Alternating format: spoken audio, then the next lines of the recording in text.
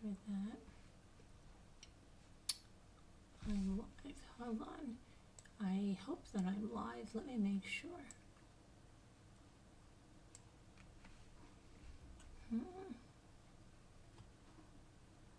There.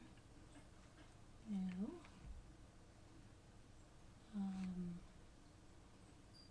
Here is my YouTube. Sorry guys, hold on a moment.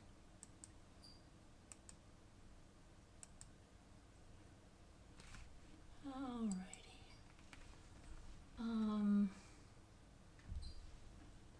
Is that on YouTube?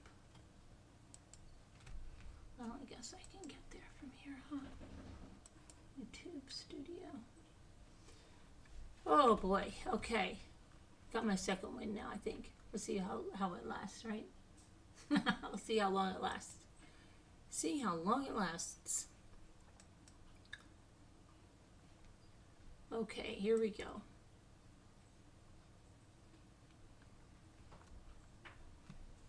Okay, put you in live chat. All right, so hi everybody, welcome in. Hold on a minute, there we go. So, hope that this playing. There was, okay, so I was out most of the day because I had to go to the doctor, then I had to go to Sam's Club, yada, yada, yada, yada, yada, right? Got home, it was after 11. Now it's 2 o'clock. So most of you are probably going to watch this on the replay. That's okay. But I came home and I saw that 2 YouTubers, husband and wife, were killed in Las Vegas. And so they were killed in Las Vegas live streaming. And the reason they were killed is they were killed by another YouTuber. And one of their big feuds was over copyright strikes. See what I mean? This is the world that we live in. Yeah. So the husband and wife killed. Of course, the other person is going to go away for life, right? Killed 2 people outside the Bellagio. Horrible. The other thing we're going to talk about, of course, is the updates in the LA riots. We're going to talk about Karen Reed. Jimmy filled me in on the prosecutor and the defense expert and the holes that were cut in the shirt that they tried to say weren't cut in the shirt. Oh, you know, just a bunch of crap. I saw the I want to say crash dummy, but the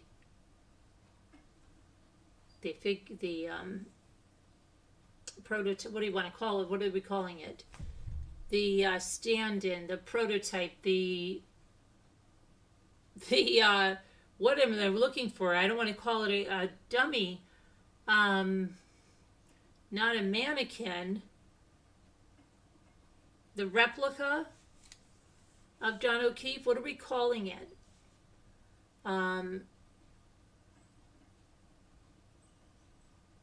I saw that, and they were talking about how he would have like asphalt burns on his arm more than it was, or that if the back of the vehicle hit his arm, it would have done a lot more damage to the vehicle.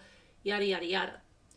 Then we'll talk about Lori P. Diddy, and we're also going to talk about Justin Baldoni. You remember him with that lawsuit with Blake Lively? Well, the New York judge threw his lawsuit out, but is giving him time to amend it and submit something back by June 23rd. So we're going to talk about that. Lots to talk about. Lots going on. What else do we have?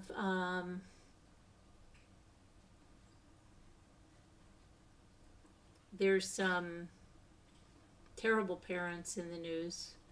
Ones that had their toddler in a shed, and the other one, yes, Pitbull over copyright. Can you believe that?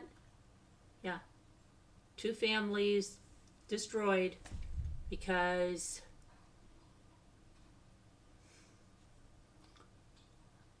what? Anyway,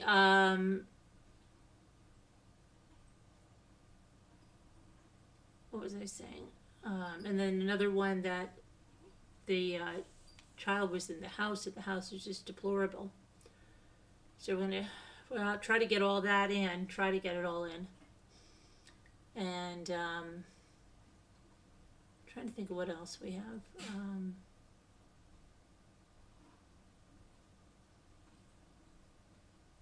Yeah, let's talk about Justin Baldoni first.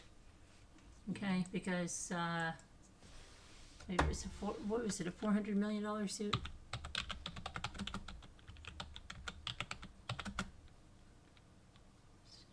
Let's see.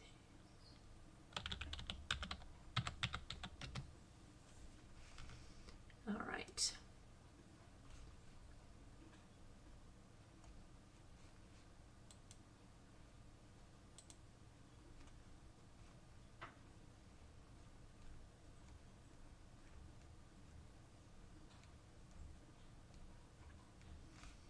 Let me get a graphic up there so we know we are on Justin Baldoni and Blake Lively.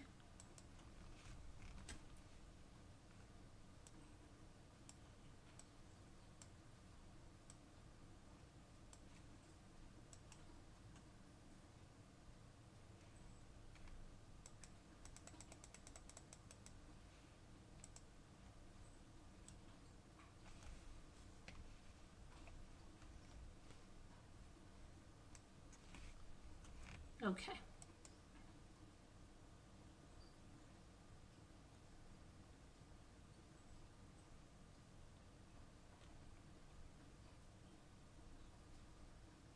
So, Monday, we're going to still say it's Monday. A judge dismissed the lawsuit that Justin Baldoni filed.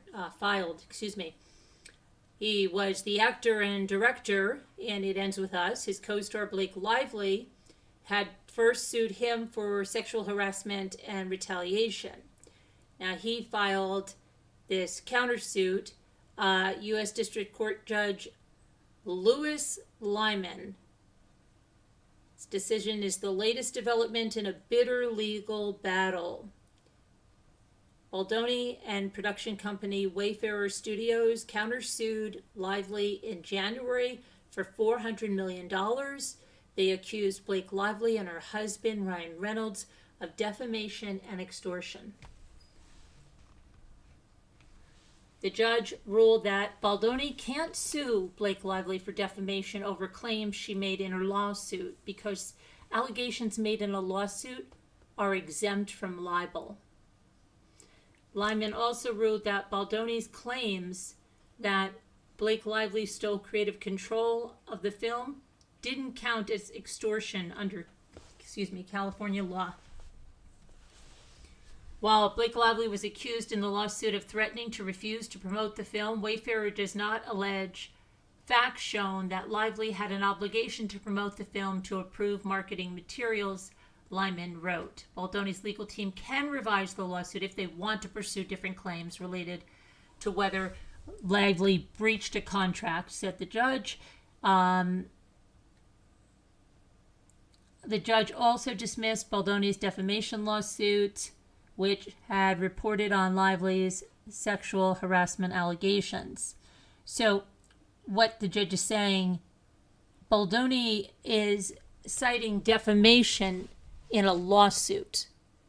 So the lawsuit itself and what she said in that lawsuit is what he claimed was libel, defamation, slander. And the judge is saying you can't. What's in a lawsuit is exempt from libel. So that's why it was dismissed. Today's opinion is a total victory and a complete vindication for Blake Lively, along with those that Justin Baldoni and the Wayfarer parties dragged into their retaliatory lawsuit, including Ryan Reynolds, Leslie Sloan, and the New York Times, said Lively's attorneys. Well, what would you expect Lively's attorneys to say, right? Of course. Of course. It was a prepared statement nonetheless from Ezra Hudson and Mike Gottlieb, attorneys for Blake Lively. The lawyers say they look forward to the next round of seeking attorney's fees, treble damages, and punitive damages. A spokesperson for the New York Times said they were grateful to the court for seeing the lawsuit for what it was, a meritless attempt to stifle honest reporting. Wow, that's a meritless lawsuit that got all the way there, huh? I thought they don't get that far. Thought somebody said they don't get that far. But that's not what they said here. Interesting. Okay.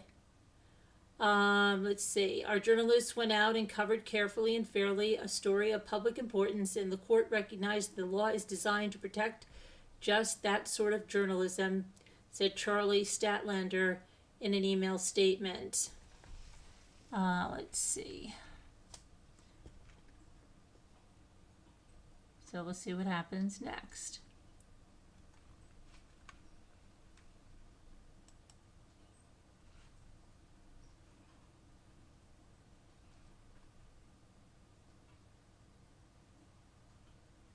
Okay, and then let's go to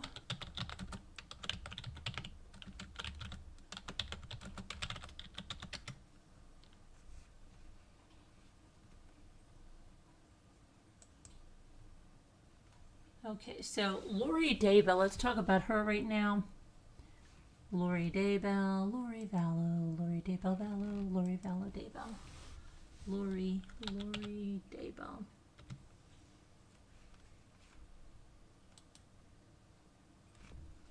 Yesterday we talked how she was removed from the court.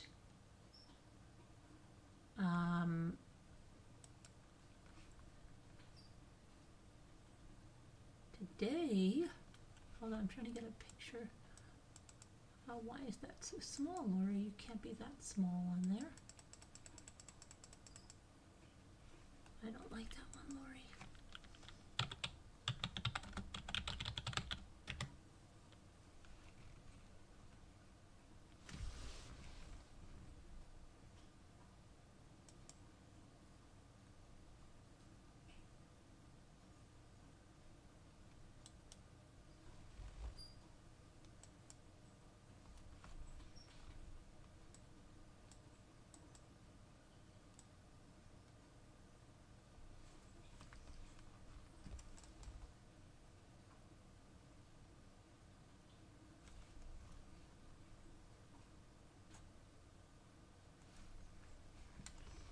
All right, let's put that one up there.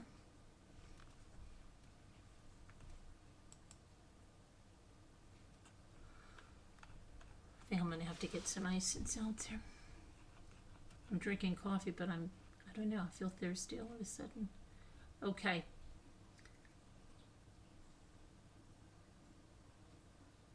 So Lori filed an appeal to the court in Idaho asking them to reverse her conviction for the life sentences in 2023 that she received for the murders of Tylee Ryan and J.J. Vallow and for conspiring to murder Tammy Daybell, Chad Daybell's first wife.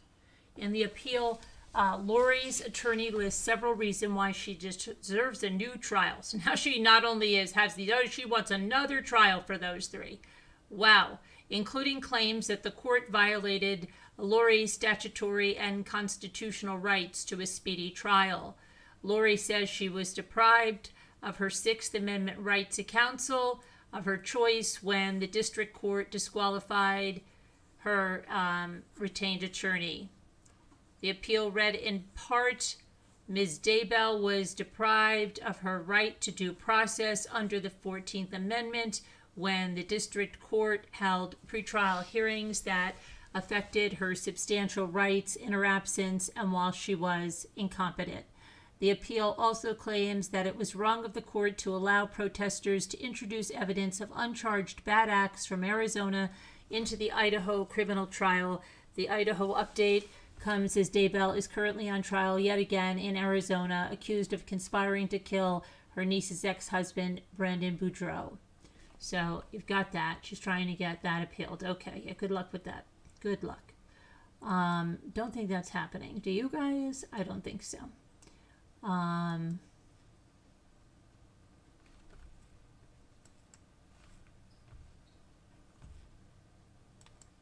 Good luck.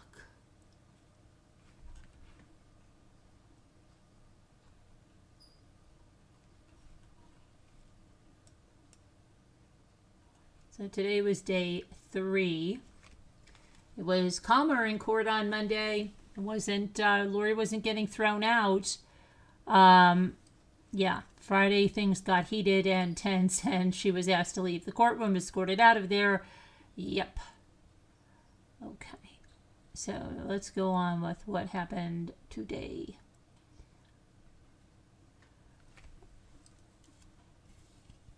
Okay, Judge Bersky was in the courtroom. He did a sidebar. The jury wasn't in yet. This is how it began. Then the public and media was cleared out of the courtroom. They were let back into the courtroom at 11 a.m. The judge came in, called the jury. He tells the jurors that they had to resolve an issue, no one's fault, that there was a delay. Instead of finishing testimony with Gilbert PD Detective Ryan Pillar, the state is calling another witness out of order. This is happening a lot in a lot of cases. The first witness is Dan Moss. He runs a window tinting company in Idaho, and he is testifying that he worked on a Jeep Wrangler in September of 2019. The number that called to set up the work was a 480 number, which is an Arizona area code. The prosecutor showed images of Dan and the Jeep while the work was being done. Prosecutor Trina Kay asked about the window tinting. She asked Dan whether someone could see in the back of the Jeep with the factory tint and the additional tint. Lori made an objection for speculation. The judge overruled it. Dan said you wouldn't be able to see someone in the back of the Jeep with the tint job. Then the prosecution showed more photos of the Jeep's license plate, which shows Texas plates. Dan says he doesn't recall who picked the Jeep up, and then the state concluded its testimony. The next witness was Special Agent Thomas Miller with the DEA. He's the unit chief for the National License Plate Reader Program.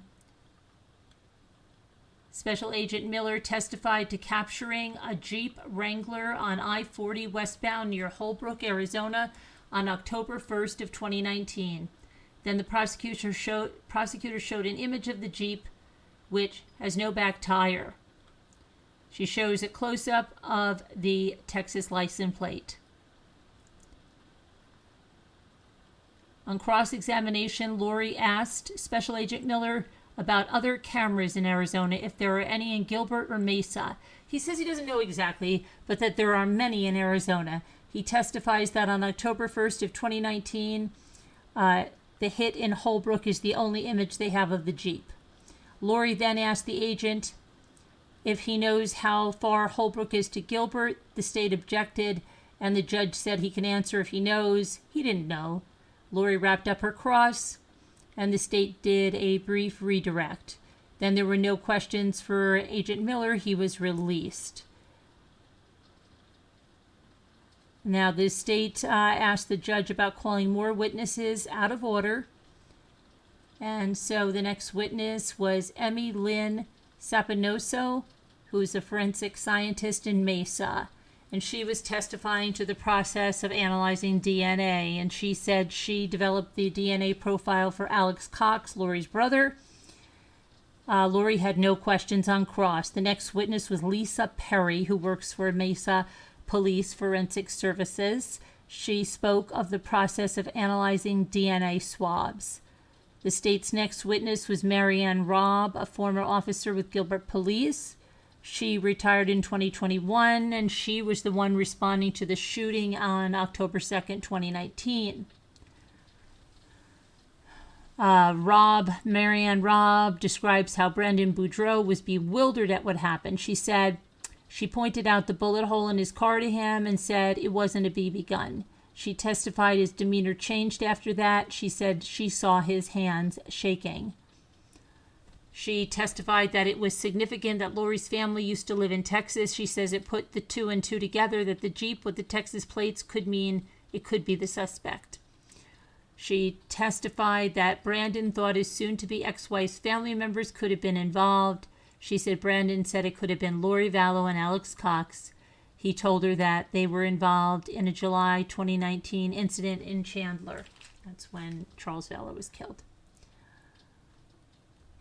Lori did cross-examination asking Rob about putting her pen into the bullet hole to try and gauge the trajectory. She also asked about the bullet holes. She asked whether it's typical to put a pen in a bullet hole. Marianne Robb testifies that she was looking to see where the bullet could have gone in the car. She answers more questions about the investigation. Lori asked whether the only witness Marianne Robb had who heard a bang was Brandon. She said yes. Marianne Robb confirms he thought there might have been a silencer. And then Lori ended her cross-examination, and the state did a redirect where Rob answered the challenges of hitting a target. The state followed up. Rob says that a recoil when using a rifle without a stand could cause the shot to tilt upwards. Court was then in recess for their afternoon break. Then there was a member of the jury that had a question. The first jury question of the trial, the judge reads out the juror question, which essentially asks about hitting a target with a rifle while hunting. And Marianne Robb testified earlier that she's an avid hunter. Let's see here. Then there was Detective Gilbert PD Detective Ryan Pillar back on the stand. He's testifying to processing the Jeep Wrangler after it was impounded in Idaho. He's talking about where he wanted to look for gunshot residue. Pillar testifies they didn't get any usable fingerprints inside the Jeep. He said that they were able to collect DNA and gunshot residue from the Jeep. He continues testifying about the steps taken to process and analyze the evidence. He says that he was present when a blood blot was collected from Alex in December of 2019 after he died. He said that they collected this to see if his DNA collected from the Jeep Wrangler matches Alex Cox. Okay. The detective Pillar testified about phone records for Lori and Alex. He says that they could see there was a call between Lori's cell and Alex's cell before the shooting at Brandon Boudreaux. Detective Pillar testifies to a track phone associated with Alex Cox. He says the only number that the calls is a number associated with Chad Daybell. The only number that calls the phone is associated with Chad Daybell. The track phone was active September 26, 2019 to October 2nd of 2019. Lori comes in on cross-examination and asks Detective Pillar some questions about being the case agent. She asked him a series of questions about the Jeep's color. Lori asked about police talking with a neighbor. The state objected to hearsay, sustained by the judge. Lori tried to push back, asked for a sidebar. The judge says no, sustains the objection. Lori asked about the trajectory of the bullet and the heights of the vehicles.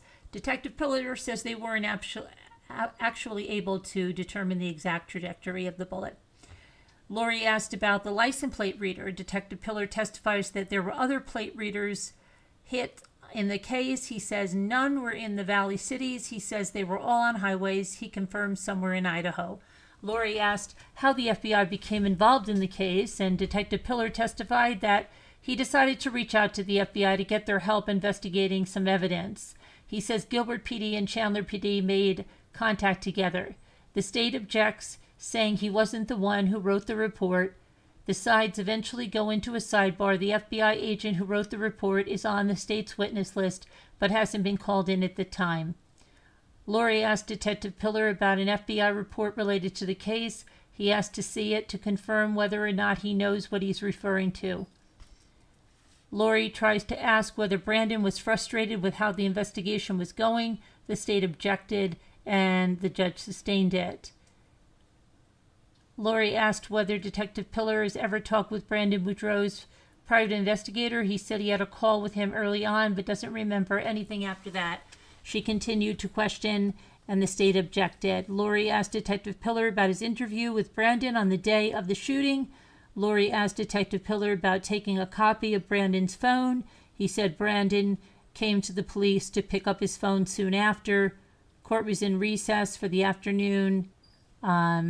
Journalist Erica Stapleton provided live updates for the 12 News NBC. So thank you there, Erica. Let's see here.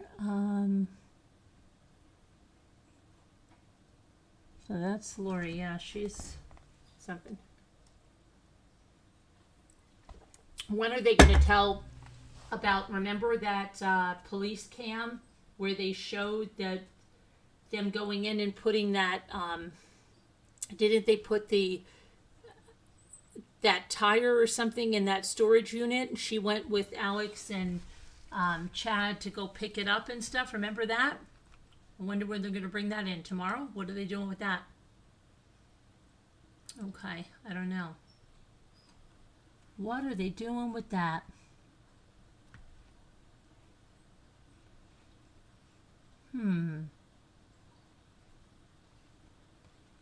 Okay, let's see. Now let me get this.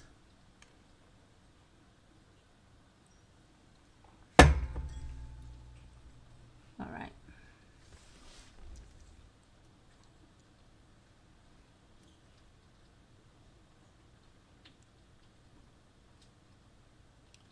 Alrighty, let's see this now. Hold on, let's go. We'll go to, what should we go to? Go to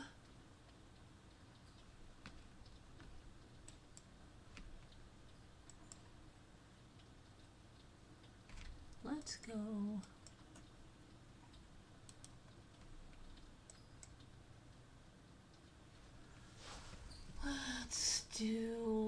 Let's see what Diddy's doing. Diddy do. Let's see. P. Diddy, what are you doing?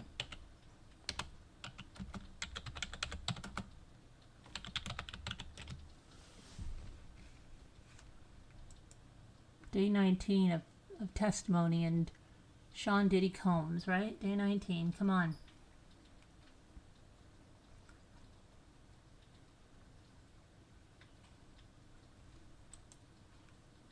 Let me get a graphic here. Here we go. All right. So we've got, let's see here.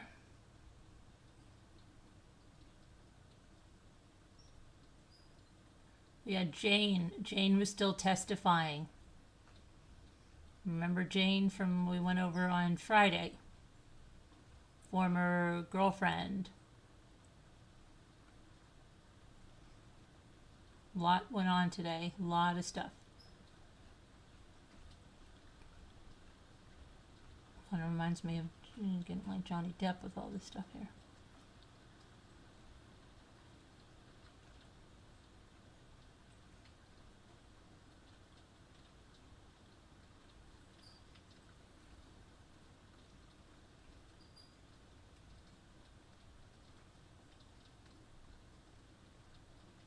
Okay.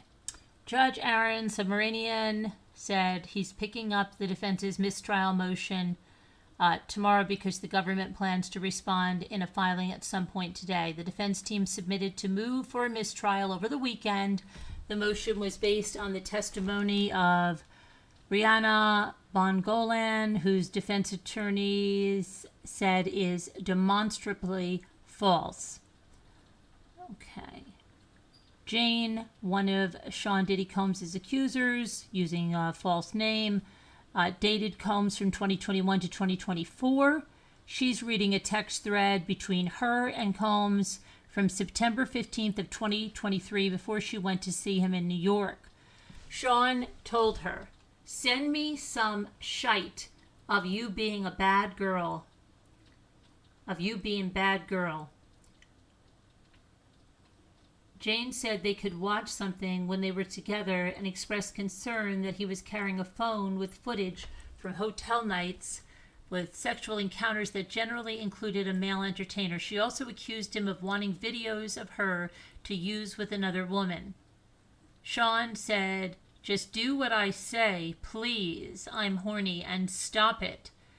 Don't say no to me, please." Jane testified that she had Sean buy a phone just for their hotel nights because all of Sean's assistants had the security code for his personal phones he regularly used. And Jane testified that she was upset at the time of the text because she had just heard Sean give a podcast interview which he bragged about how he had sex for 48 hours straight with another woman. And Jane testified the trip he referenced in the podcast was a yacht excursion that Sean had promised to take her on and that he took the other woman on that trip. Sean downplayed it and told her that they didn't have sex.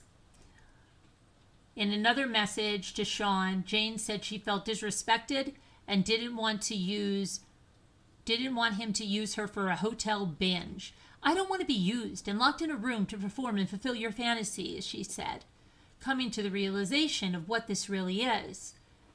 Combs responds, "I'm tired of your false accusations." Jane sends a message that says, "I don't want to play this role in your life anymore. It's dark, it's sleazy, and it makes me feel disgusted with myself. I feel it's the only reason you have me around and why you pay for the house. I don't want to feel obligated to perform these nights with you in fear of losing the roof over my head. I don't want to keep feeling like that anymore." She testified she felt obligated to engage in these hotel nights since Sean Puffy P. Diddy Combs was paying the rent for her new house, $10,000 a month, don't forget. Jane said Sean would say little guilt trip things about the house. "I felt like he made such a big purchase and that I felt like this was something I had to do in return to make him feel okay about that." Combs responded, "Girl, stop." And then later said they should talk. Jane continued about a series of texts she had with Sean before she visited him in 2023. She said again that she felt disrespected, told him she didn't want to be used for the hotel binge. Sean sent her a voice message telling her how sick he was, that nothing she was saying made sense. He didn't acknowledge her comments about feeling obligated to perform at hotel nights. And then she got on a FaceTime call, and Sean calmed her down and said everything she wanted to hear. She testified he promised that they'd have a proper New York trip with dinners and shopping and didn't mention a hotel night.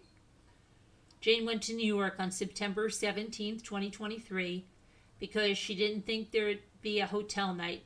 But once she got on the plane, Sean sent her messages about arranging a hotel night. Wonderful. In responding to the messages, she tried to brush away his questions about it, the hotel night. "Okay, I have a surprise if that's okay, just one," Combs responded. Jane testified that meant Combs was going to introduce her to a new entertainer. She said she hated it. Once she was in New York, Jane and Sean Combs went to a lounge. We bickered a bit, and I was kind of showing discomfort about these nights and how it was just being sprung on me. She said Combs was being defensive. On the way back to the hotel, she took an ecstasy pill, and then she was back in the hotel room in lingerie, and this new surprise was coming. She testified that the surprise entertainer didn't go well, so she felt like she had to make it up to Sean. She contacted another entertainer they had called for previous nights and arranged for him to fly to New York City. The jury saw the text between Jane and the man in which Jane told him that she was sorting out the cash payment. In another text, she told him that there'd be an envelope with cash left at the front desk of Trump International Hotel.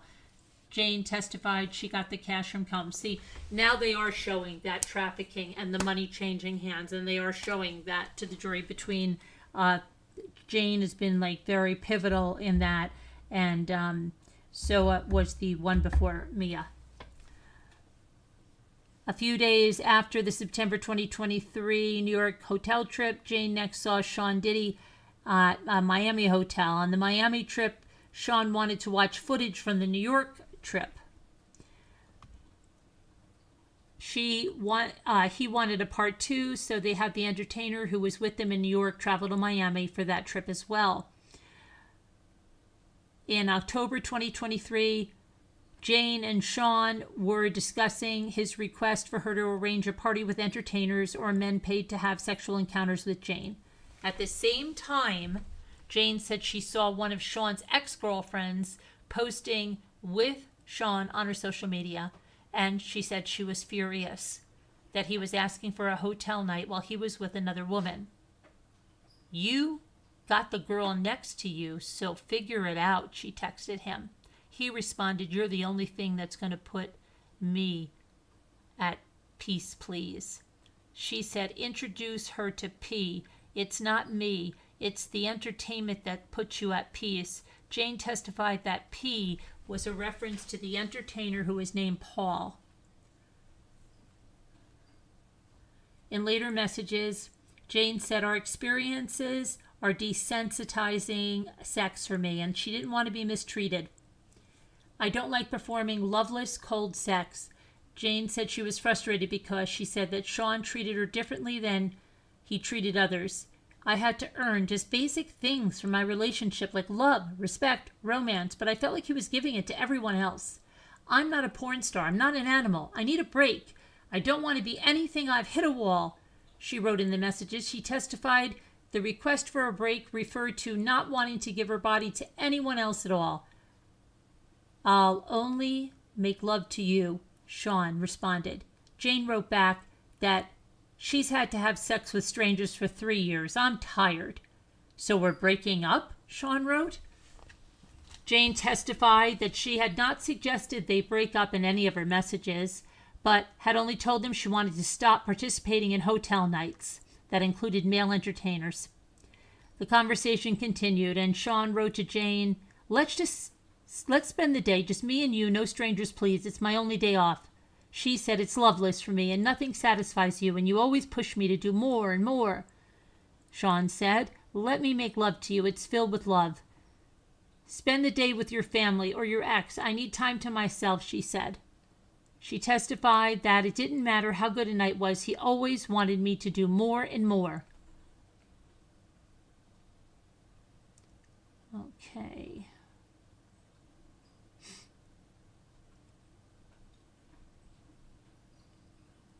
Jane then continued on that October 16, 2023 communication, saying, spend the day with your family or Gina. I need time to myself.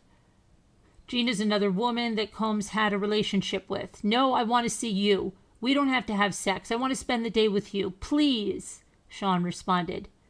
She said, you beat the love out of us. You made it crystal clear exactly what you want me for. You're going to spend the day, what, love bombing me so you can get what you want? It's not genuine. I've hit a mental and spiritual wall. She testified that whatever he wanted me for one of these nights, the love bombing or the persistency would start.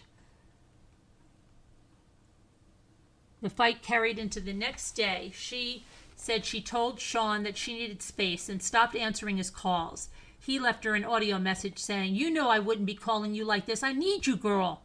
Then later in the day, he said, can I please come over there? That's my house too.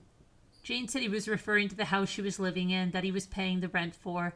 Jane testified that she was shutting him out, not answering his messages or calls, because every time she let him in, she'd be right back into whatever he wanted. She continued. Sean texted Jane a screenshot of a conversation he had with his doctor about his knees. He wrote that he was stressed, that there was a lot going on, and on top of that, I'm horny, he said. He texted Jane a screenshot of a conversation. No, I'm sorry, that one, they put that in twice. Jane said, take it easy to him, gave him some advice about his medical issues. She said she agreed to see him before that message, but she responded because she cared about his health. After their message exchanges about his health, his knees, Jane met him, and they ended up going to a hotel room for a sobriety party.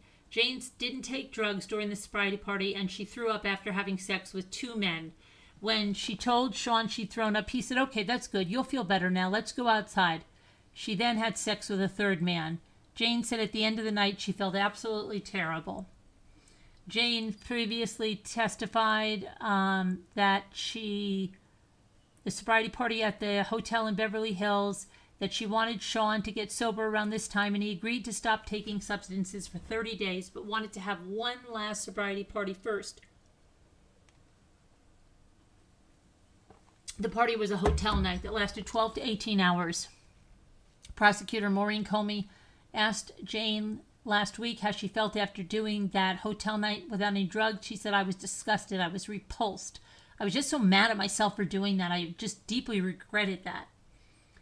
Jane said after the sobriety party, Sean went to Miami. She said she texted him asking him to put money in her account. Jane sent more angry text messages about feeling used for the sobriety party that had turned into a hotel night. He didn't answer. He sent her an audio message saying he's single and he doesn't have to listen to her. The argument continued, and eventually Jane and Sean got on the phone. Jane testified that over the phone, Sean offered to pay 3 more months of rent after she expressed her frustration over the party, which she called traumatic. Jane testified that she told him, "I'm not Gina or Cassie." After the call, Jane texted him, "You agreed to match my 2-year investment in this toxic arse relationship. Match the 2 years like you said, and we're leaving each other alone. Don't call me, don't text me, I'm dead to you." She testified that she wrote, "I'm dead to you," because Sean had said that to her on a phone call. In a later text, she said that Combs had been threatening to take away her home. He called her crazy. He said that the beauty is we don't have to do anything we don't want to do. Jane testified he was responding about paying her rent in the message. Jane responded that he was threatening her house for the millionth time and that he got her sick. She testified that after the sobriety party, she had a UTI and a yeast infection. The jury heard more about this. Sean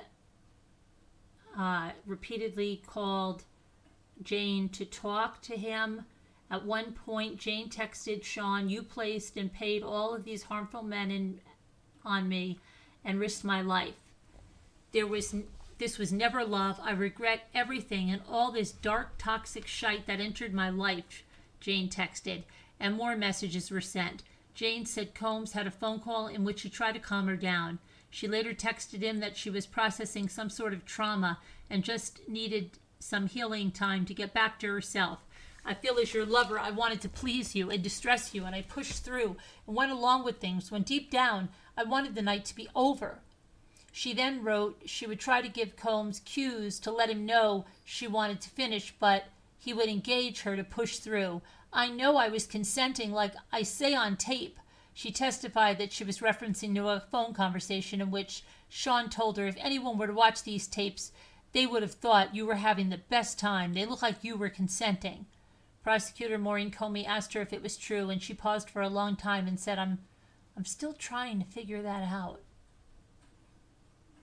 Jane testified she went to Sean's house soon after the latest text exchange. The visit ended up being one of her favorite moments. The jury saw the 2 of them together in the master bathroom. She recalled that's the first time she felt supported by Sean. "I felt he had really absorbed for the first time what I was saying. I felt that he understood me in this moment." They spent time together over the next few days in late October. But when she left, when it got closer to his birthday on November 4th, with celebrations, I just felt like they would put on me as far as him wanting to party.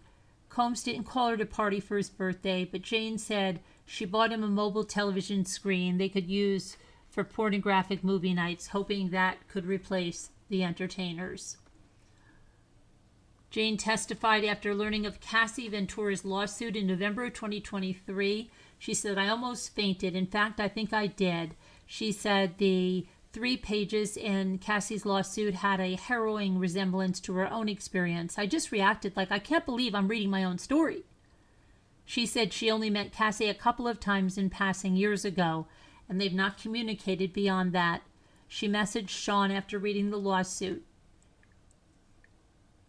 I was just in a complete state of shock and just like, what is this?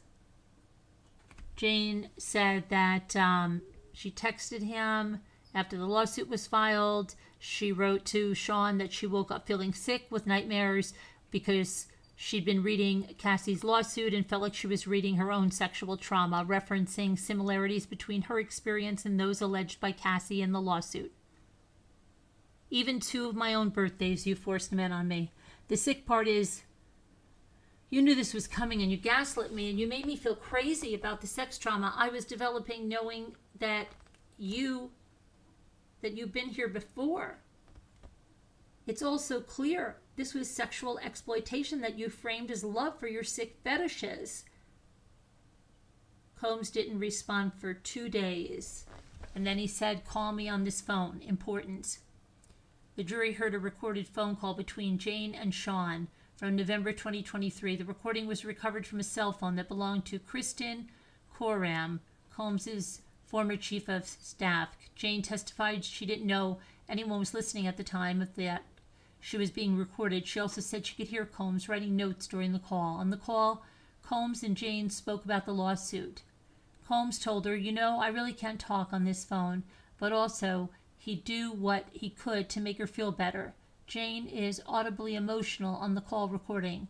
Sean said of the hotel nights, it was just some kinky shite that I thought that we both, you know what I'm saying, enjoyed. Sean said, I need you to be there for me. Jane said, who's there for me when I close my eyes and I have these effed up things in my head? Jane testified that she was referring to the hotel night flashbacks she'd often have. Combs told her to call Coram if she needed anything before ending the call. Combs and Jane spoke again later that day in another call that was recorded. Combs said multiple times, I need your friendship right now. He also said, you ain't got to worry about nothing else. Jane testified she knew he was referring to the rent payments for her house.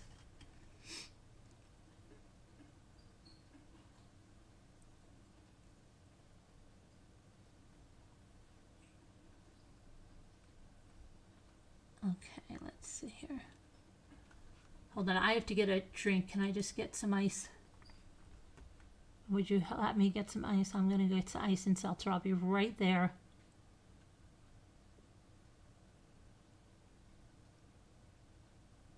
Oh. Got to get some ice. Got to get some ice.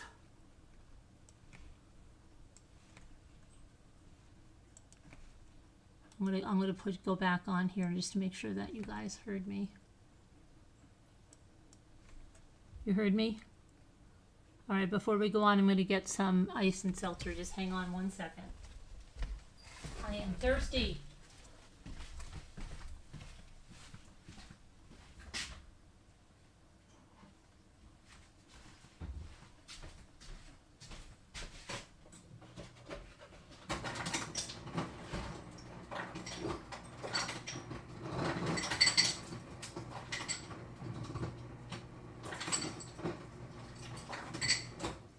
Okay, got my ice, got my seltzer.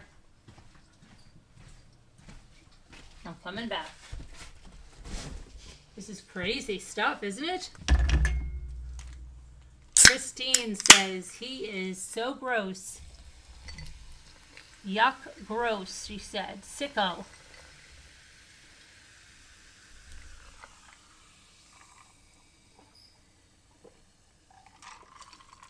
Okay.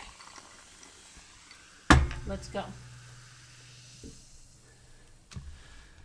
Whew.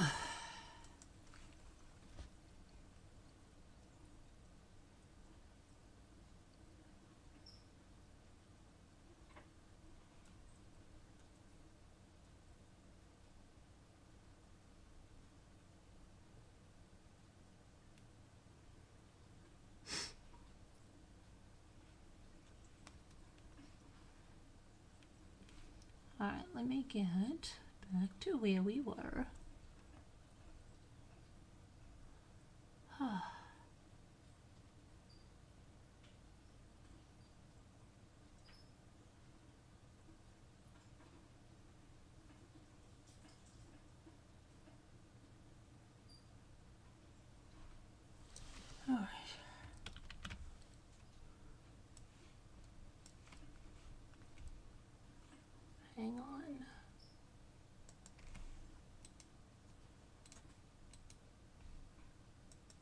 Okay. Back, where did I? Oh, I moved to get the chat. Now here I am. Okay.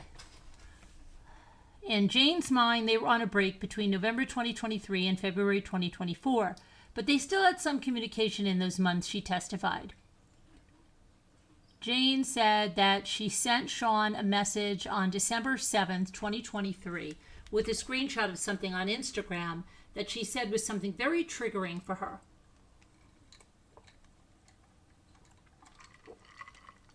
The Instagram post was not discussed or shown in court. Jane texted Sean saying, "I'm crying, and it's so close to some nights I felt forced." She also said, "Please stop using women for your fetish and leave women alone who do not want to do those nights with you. Hire prostitutes and stop emotionally harming women that love you." Sean said, "You trying to set me up? This is crazy. Effing crazy. Are you recording our phone calls?"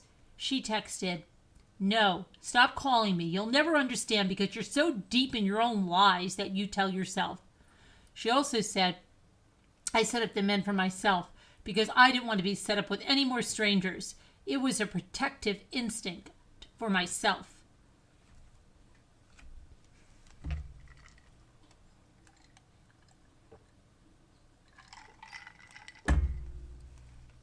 Jane testified that she sent Diddy a message in December 27th of 2023 in which she said he was never satisfied. "You couldn't ever handle this pain. I'm not even the same person." Combs asked her how they could move on and asked her if she was free in the new year. Jane said she lifted him up in those rooms and took on a lot to make him happy. In later messages, Sean said, "Stop with the rooms," and accused her of setting him up. Jane testified that he was referring to the hotel nights and testified that she was not planning on filing a lawsuit against him.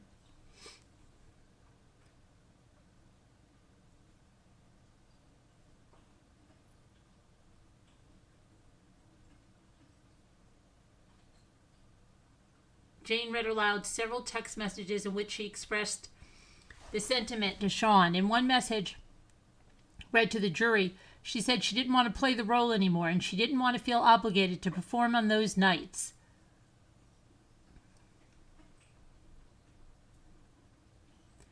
Okay.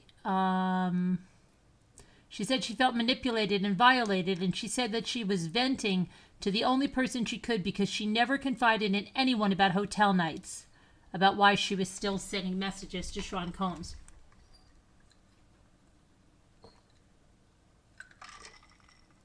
When asked why she never told anyone else, she testified because it was just a shameful, dark secret of mine.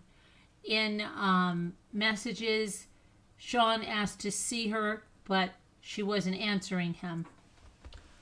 She said that he would gaslight her in a way that warped her sense of reality. Every time I would speak my truth or how I would be really feeling, he would just give me a different version of it and say, "It wasn't this, it wasn't that."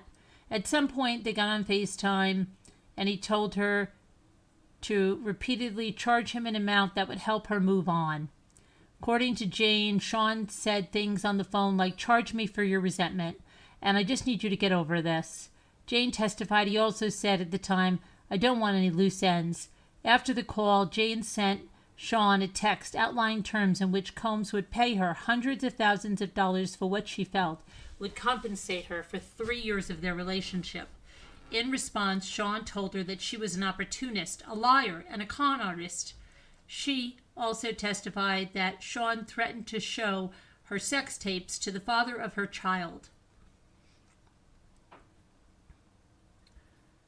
On December 28, 2023, Jane texted Christina Coram, Sean Diddy Combs' chief of staff, that Sean threatened her about sex tapes. "He said that he would expose me and send them to my child's father. He's been bothering me for 2 months," she wrote to Coram. Jane said she talked to Coram on the phone the next day, and Coram agreed to hide the phones the tapes were on. Coram then suggested Jane and Sean give each other space. Jane said Coram told her, "I always tell him all the time to just give these things space. Otherwise, we end up in a situation like we're in now. Jane said she understood Corin was referencing Ventura's lawsuit.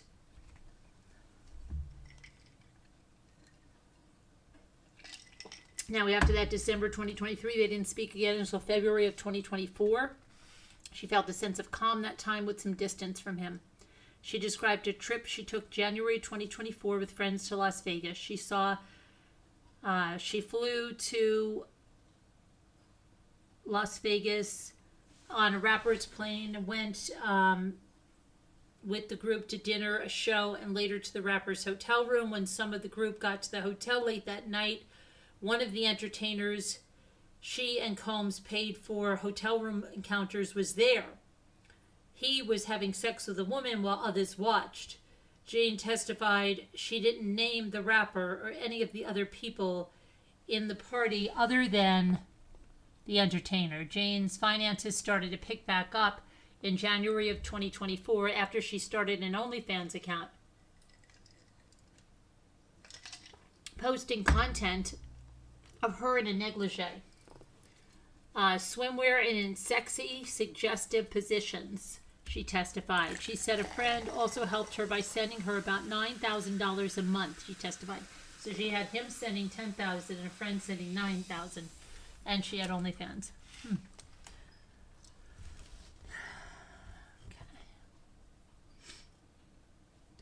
Jane said Sean got back in touch with her February of 2024. He texted her saying he had a dream about her. She testified that she responded she missed him because she missed him dearly.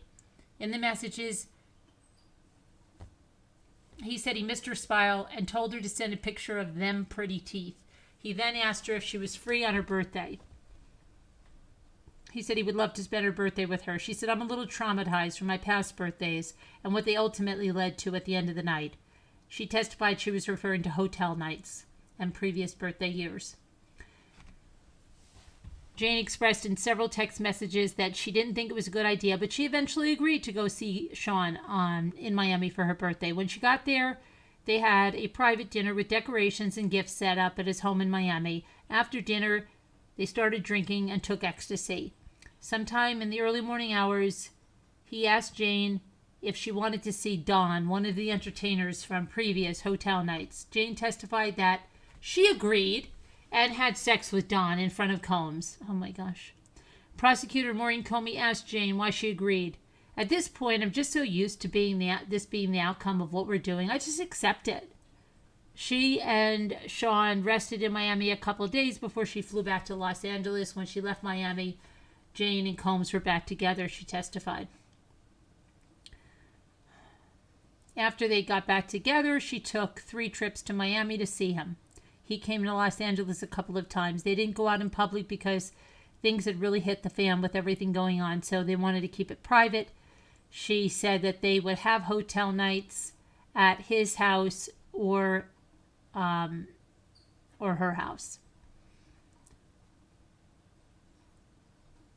Jane said that Sean was trying to set up a hotel night with entertainers. In the messages, Sean told her that his mother was coming into town soon, and Jane responded, implying that he was lying to cover up being with another woman. He said that it would be best if they went their separate ways peacefully. I would appreciate it if you would sign something for me so I could have closure comfortably, he wrote. No problem, she said. He said that Jane was making her own money now, so he hoped they could have a clean break, and that he told his accountant. Jane testified that his accountant was the person responsible for paying her rent on time. Jane texted him that she was still paying off her debt from being unemployed for 3 years when she was his on-call party girl. She asked Sean for 3 months before taking on the rental payments. She texted, I'm tired of the rent threats. I hate living like this.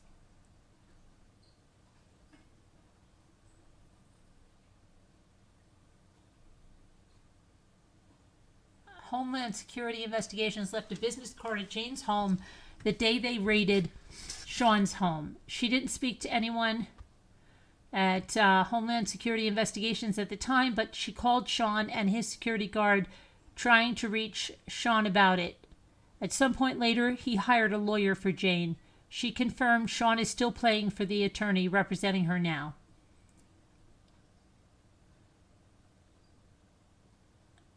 Jane said that one of the entertainers they used frequently, Sly, threatened to release a tape of them in 2024 after the searches occurred.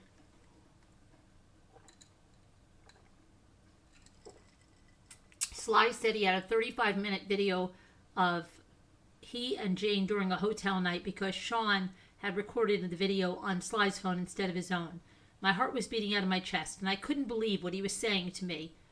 She asked Sly what he wanted for the tape, and he said $10,000. She told him she tried to make it happen. Jane said she called Sean, who got his legal team involved. She then spoke to Sly again and told him she had legal representation and what he tried to do was extortion. And she wouldn't be having any further conversations about it. She later received a message from a big media company saying they had just bought the tape and asking for a comment. Jane testified that she was at Combs' Miami residence the day CNN released the Intercontinental Hotel surveillance video that showed Combs assaulting Cassie Ventura.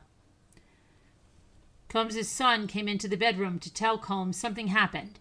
Jane said she gave Combs space that day while he huddled with his family and friends. At some point that day, she was invited into the huddle as they planned a sincere apology post. She and Combs didn't discuss the video in those days, but she never heard him deny it was him on that video. The next day, Sean showed Jane a draft of the statement he posted on social media. Jane testified that she gave Combs positive feedback on the post he drafted. Jane and Combs didn't immediately discuss what was shown on that video, but they had a conversation about it later in 2024, around June or July, a month or two after the video was released. He said that that was the only time they had had physical violence like that, Jane said. Sean also told her that Cassie was a hitter and that she would hit. Prosecutor Maureen Comey asked Jane if Combs said whether he would hit Ventura. Jane said she thought he addressed it but couldn't remember what he said. The jury watched the video in which Sean apologized for physically assaulting Ventura in 2016. After she flew back to Los Angeles from Miami in May of 2024, Jane says she didn't see Sean again in person until June 18, 2024.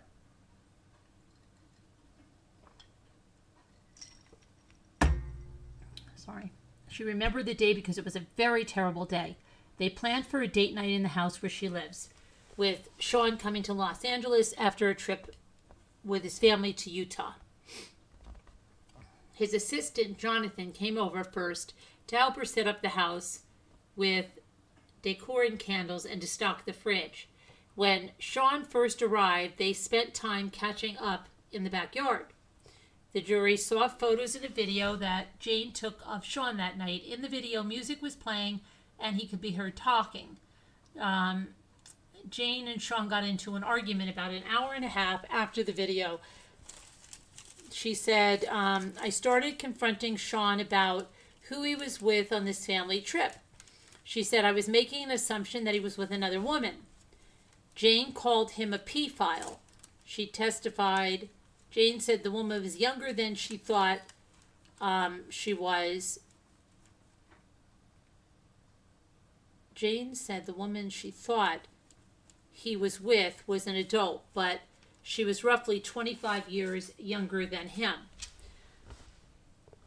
Jane said she started throwing candles around the house and repeatedly saying that she hated him.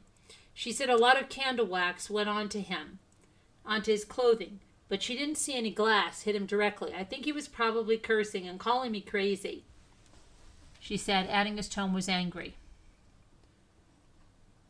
When Jane realized the fight with Sean was escalating, she said she tried to lock herself in the master bedroom, and he kicked the bedroom door open. She locked herself in the master bathroom. And then when he kicked that door off the hinges, she ran to the master closet. She changed clothes while she was in the closet because she knew she needed to wear something she could escape in. He kicked open the closet door too. When Jane left that room and ran for the front door, he caught her. She said he kicked me in the back of my thigh, and I fell down, and then he picked me up in a chokehold and choked me. She testified that she was able to squirm out of his grasp and ran outside. She testified she didn't want to wake the neighbors, so she quietly hid by a wall outside until she thought Combs would be gone. She said she thought she hid there for 2 hours. She started to walk back to the house because she assumed he would be gone. When she turned the corner, she saw him on the street. I was scared, but I was quiet. I just kept walking back to the house because I didn't want to wake the neighbors. She went into the guest bedroom in her house, locked the door, but Sean kicked that door in. She started throwing more candles because she wanted him to get away from her. She ran out into the patio. He followed her. I punched him, and then he punched me. She said she punched him once in the temple. Didn't see any injuries on him after that. Then he punched her in the head twice, on her forehead and around her eye.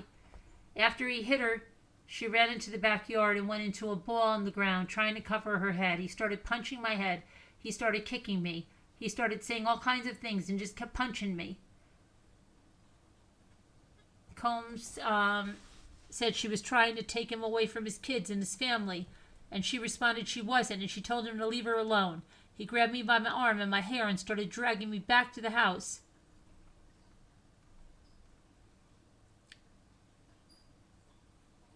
She said that he assaulted her, and they went back into the master bedroom, and she used his phone to call the girl she assumed he was with on his family trip. Jane said she asked the girl if she was on the trip, and the girl started insulting her while the call was on speakerphone. Sean was holding me down and making me listen to her insults. Jane said she yelled that Combs was beating her and immediately hung the phone up. Later, he FaceTimed one of his assistants and told her to tell Jane that there wasn't a girl on the trip. Jane testified that she was in the corner of the room and Combs was standing right in front of her. At some point, Jane went to shower to cool off, and when she looked in the mirror, she noticed 2 golf ball-sized welts on her forehead and a black eye that was forming. Sean got in the shower, but he was still wearing clothes, standing out of the water. Jane testified that she told him she hated him. He slapped her 3 times in the face, eventually knocking her off balance to the ground. He was using her phone to watch pornography. The phone was screen mirrored to the TV so she could see he was texting an entertainer they used before to see if he could come over. Oh my gosh. Combs told her he was inviting Antoine over because we're not going to end up the night like this. We're not going to end the night like this. She said he told her not to put makeup on. He told her to put makeup on and put her hair to the side to cover her injuries, and that's what she did. Jane said he scrolled up and saw earlier messages between her and Antoine, the same entertainer she had seen in January 2024. She said Combs saw a message where the entertainer referenced spending time with their mutual friends. She testified that she understood it to be a reference with the people from the Vegas trip. She said she hadn't told Combs about the trip because they were on a break. Jane said Combs asked what that message referenced, and she told him she didn't know because she didn't want to escalate the night.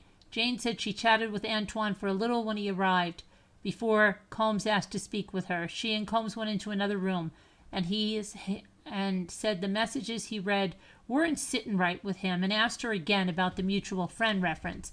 Around the time Combs had her take ecstasy, they excused themselves from the room with Antoine and went into a bathroom where he opened his hand to show her an ecstasy pill. He insisted she take it. Jane recalled Sean saying she was not going to ruin his night. I don't want to, she recalled telling Combs emotionally on the stand. Combs got close to her face. Is this coercion?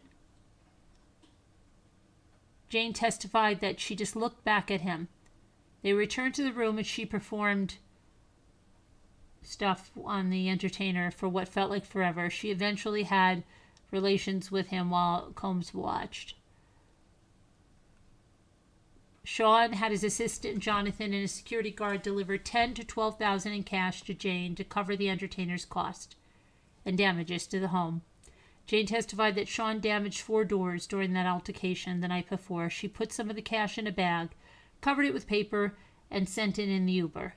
She also took a photo of the Uber's license plate, which the jury saw in case there was an issue with the money transfer. She testified she never paid to get the doors fixed because there were so many other bills to take care of, but she did contact a supplier. The jury saw an email that Jane sent to a door supplier inquiring about replacing 4 doors, as well as several photos of the damaged doors. She testified that she next saw Sean Diddy in person a few days later. "I missed him so bad," she said. She said that she and Combs had been messaging each other about that night and how awful they were both feeling. She testified that Sean repeatedly accused her of cheating, and when she kept apologizing and insisting that nothing happened, they agreed to see each other and she went to his home. Jane said they tried to be upbeat, but there was a sadness underneath. Sean was basically saying that we were breaking up and we were just going to be friends. She testified that he loved me, but what I did was so wrong. At one point, Sean asked his assistant what he had seen on the FaceTime that night. Jane testified that the assistant said he only saw her crying in the corner when he accidentally turned the camera toward her.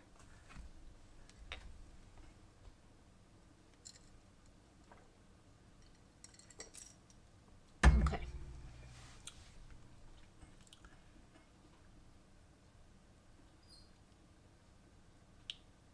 A video was shown to the jury of Jane and Sean at home that day in late June 2024. The video captured the bruising around her eye and a welt on her forehead that was visible through the makeup. The video was not viewable to the public, but the audio could be heard. Jane testified that she covered part of her face in the video, realizing her injuries were visible. She could be heard calling Combs her bestie. She testified that Combs said they'd be best friends after they broke up, so Jane testified that she was teasing him about that. The jury also viewed another short video that Jane took around that time, which also showed her injuries. Jane said she continued to keep in touch with Combs for a while after they saw each other at his home in late June. She later learned he had gone on a whitewater rafting trip in Wyoming with another woman and was absolutely furious. We had just endured that kind of night. In the midst of all this controversy and everything, he was still able to plan another beautiful vacation? Jane said she texted him angrily. "I think I did break up with him," she said, "and then I blocked both of his numbers and all of his assistants and his security." Jane said she reached out to him again after a few weeks because she saw his mother had been hospitalized and she wanted to make sure she was okay, and they started talking again.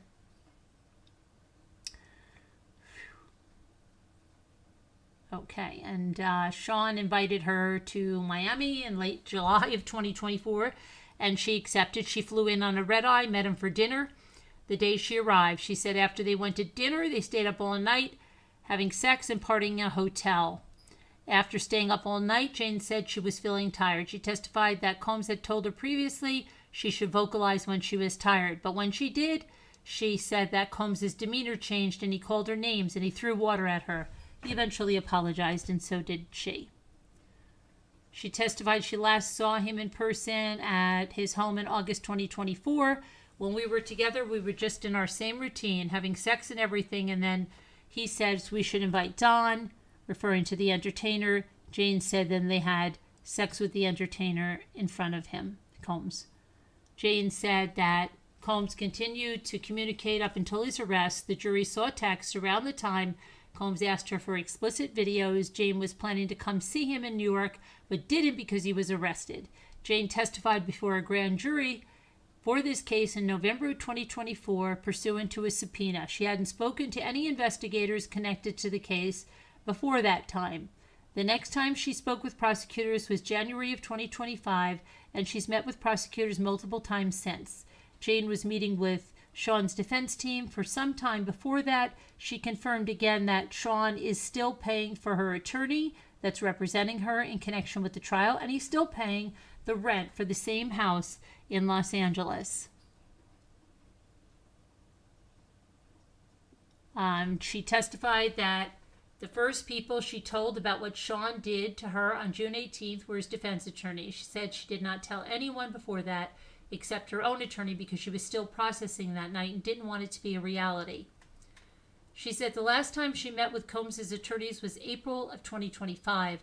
Although she was not legally required to meet with them, she testified that she still felt obligated because of her relationship with Combs. I just asked myself, why am I doing this?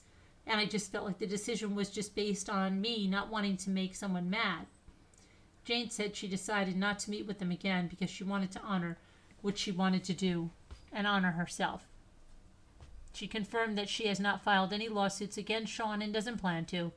For her final question, Maureen Comey asked Jane how she feels about him today. She said, I just pray for his continued healing. I pray for peace for him. And then the jury was dismissed.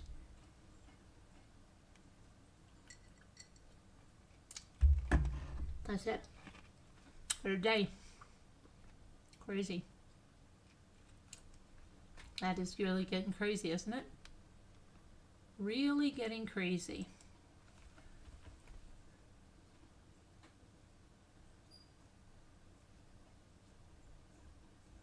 What do you guys think on that?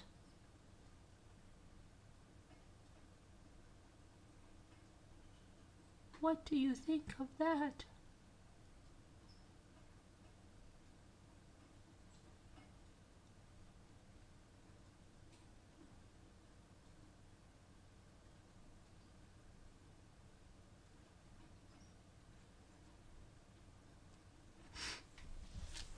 Okay, so let me go over here. Whew.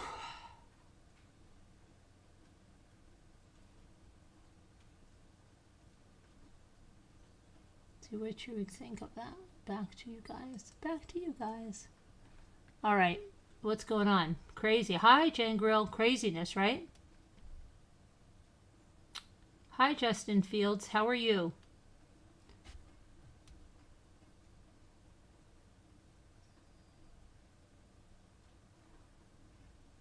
How's it going? All right, so let's see what we still have to cover here. We have to cover the YouTubers, right? Is that my last thing? Let me just make sure, because we don't like any freaking clickbait, right? Let's see what we got. See what we've got. Okay, we did Baldoni. We did Lori Daybell. We did Pay Diddy. Karen Reed and the YouTubers and the LA Riots. Okay, we got quite a lot more.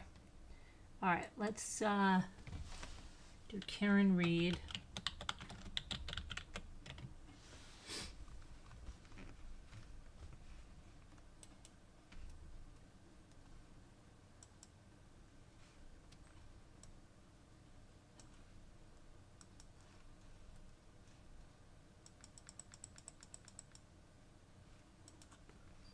Graphic up here.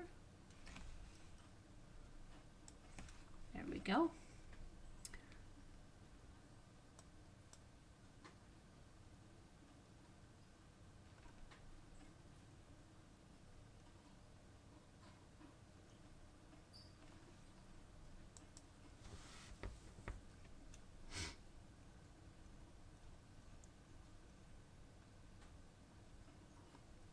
Okay, lawyers were arguing a motion to call a rebuttal witness. The judge denied at 5:42 a.m. a mistrial request that Karen Reed's defense made over the prosecution's move. Her lawyers alleged that, let's see here. They said that they had a prosecutor's mistake would lead to another call for a mistrial. Attorney Robert Alessi accused the prosecution of intentional misconduct on Monday while cross-examining a crash reconstruction analyst. The defense had brought in Daniel Wolf, who works with the accident reconstruction from ARCCA, to discuss the numerous tests that he and others conducted with a dummy, so they are calling it a dummy, arm striking a replica of Karen Reed's SUV taillight at various speeds. Near the end of the cross-examination, the prosecutor, Hank Brennan, asked Wolf about the holes in O'Keefe's sweatshirt. This is what Jimmy was talking about. By holding up a glass casing with the hoodie inside of it and asked if they could have been caused by road rash. Alessi accused the prosecution of purposefully misleading the jury by not disclosing that the back of the hoodie had certain holes due to a criminalist cutting into the sweatshirt as part of the O'Keefe investigation. I don't believe one could come up with more misleading, misdirecting of testimony than this on the key issue in this case, Alessi said. Brennan said he made a mistake when he showed the jury the hoodie, but asked the judge to clarify for the jurors that the holes were cut rather than declare a mistrial.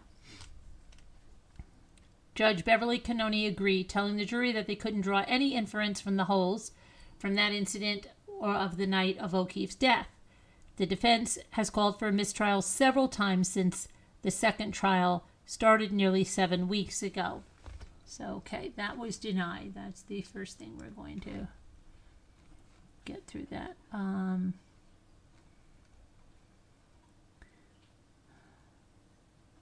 Defense attorney Alan Jackson expects his questioning of Wolf to last another 20 minutes. The judge, here's the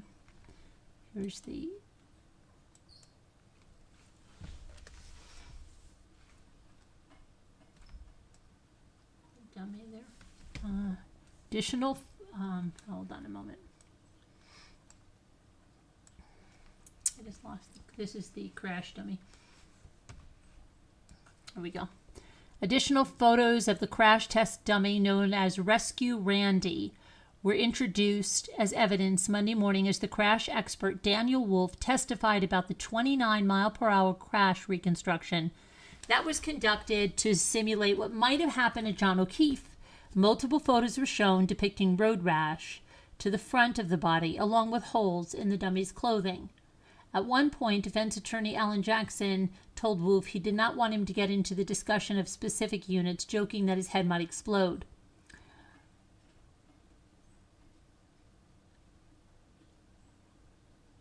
When the defense concluded, let's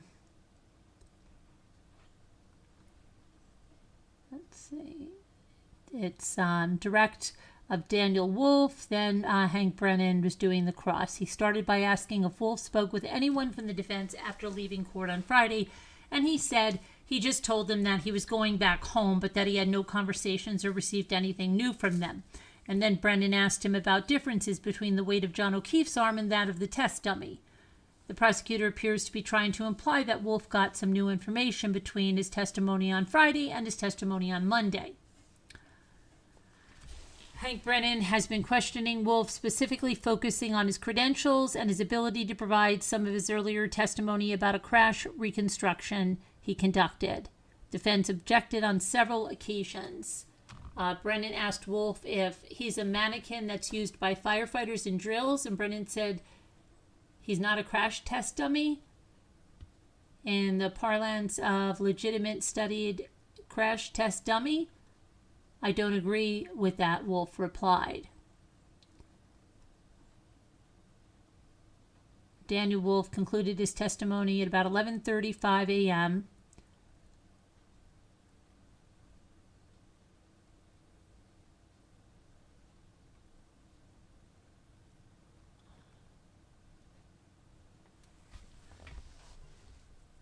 And they had the whole mistrial thing. Let's see. New defense witness John Tiedemann taking the stand. He was contacted by the defense team because another investigator had a health issue and wasn't able to testify.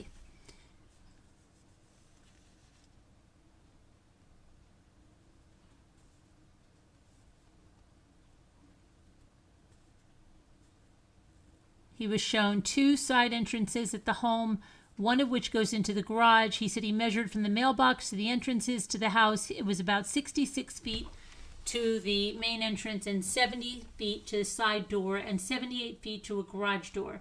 Brennan had a few logistical questions on cross, and the witness was excused. After that, Brennan called La Posada to the stand. She testified about her credentials, which include decades teaching at Brown University. When questioning La Posada about her qualifications, defense attorney Alan Jackson asked the judge for a sidebar. After an extensive review of La Posada's credentials, Jackson questions turn to what it means when a person's manner of death is undetermined, as was the case for O'Keefe.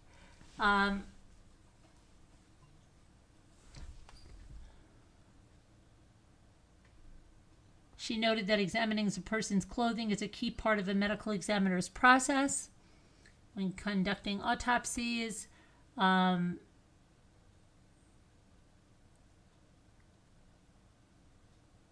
When you have a blow to the head, that blow can either be the stationary head and there's a blow to it, or you can have the head that's moving and there's a blow to it.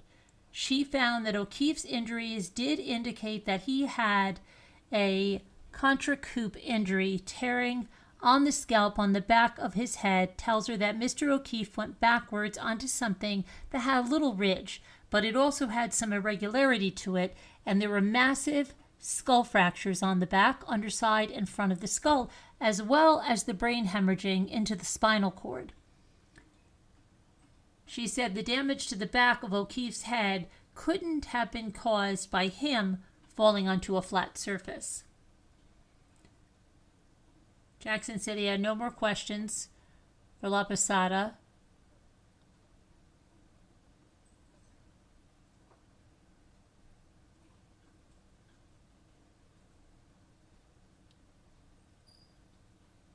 Canoni said she regretted giving an extra day off last week when discussing the upcoming witness schedule.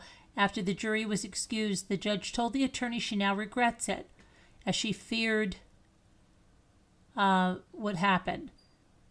Throughout the afternoon, she indicated she believed the jury's presence was wearing thin. At one point, she told the group, "Jurors, you have been extraordinarily patient today."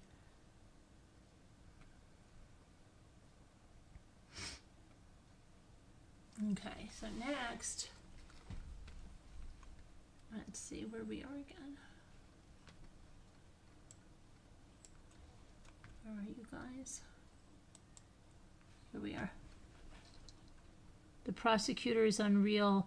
He was like the lawyer for Whitey Bulger. He was the lawyer for Whitey Bulger. Yeah, Jimmy was saying that, Jen Grill, and he wants to definitely talk about Karen Reed. But I have to advertise it, he said. Okay. Next up, let's do a little bit on the LA riots, and then we're going to do the YouTubers. Right? Right.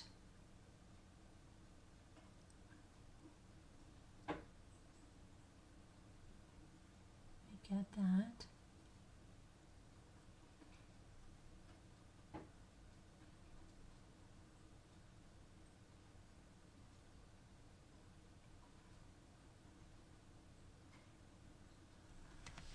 All right, let's see. Whew.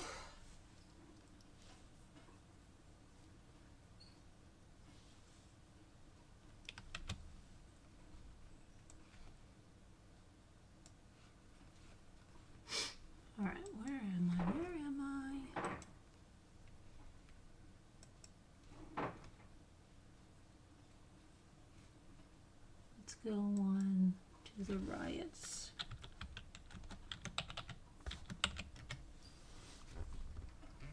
Okay. Marines are going to be deployed.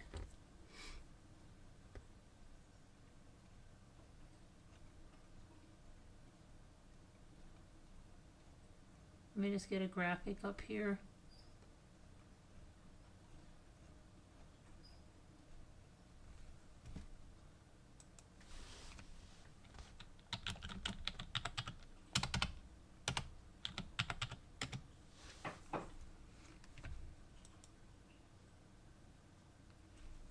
All right, let's see.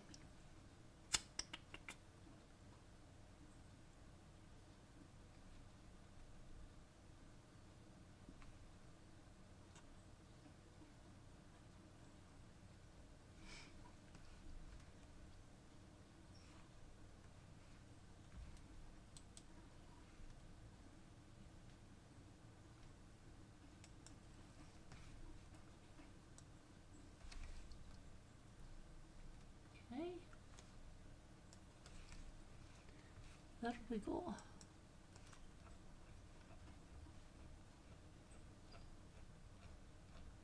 All right, let's get the latest over here. What's going on? There's about 700 Marines from the Marine Corps base in 29 Palms, California. They will deploy to Los Angeles to support the roughly 300 National Guard members that are already in the city. And they're there to control protests against federal immigration raids.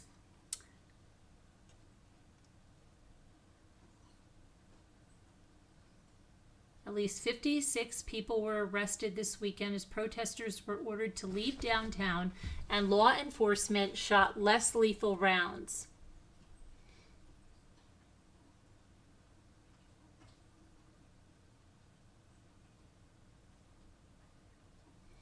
So someone was in a crowd of people in downtown Los Angeles, Little Tokyo, when during what was characterized as a peaceful protest, turned into a bit of an exchange with the police.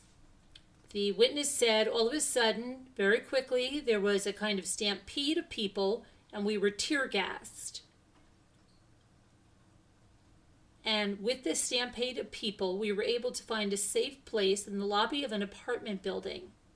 And immediately afterwards, the police began charging forward and shooting against the protesters.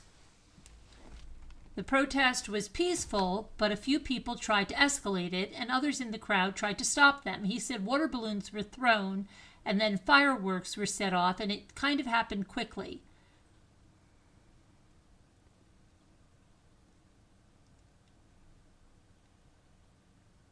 An NBC News reporter was trapped in a building with other journalists after police declared an unlawful assembly in the Little Tokyo section of downtown, and they used flashbang devices and tear gas.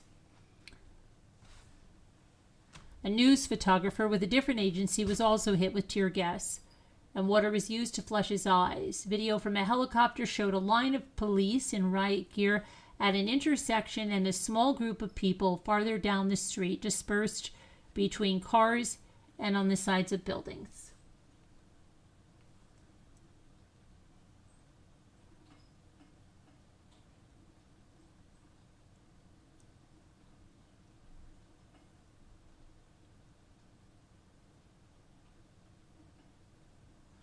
For a fourth straight night, the protesters descended on downtown Los Angeles and clashed with authorities on the otherwise empty streets of a community known for its commuter life.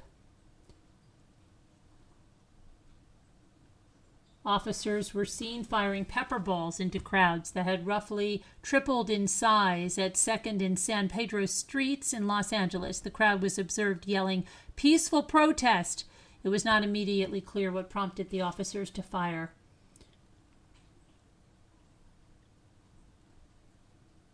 About 1,700 National Guard troops are on site in the greater Los Angeles area, and 700 Marines were activated to join them in their mission. Okay, so that's basically what's going on there, right? Right.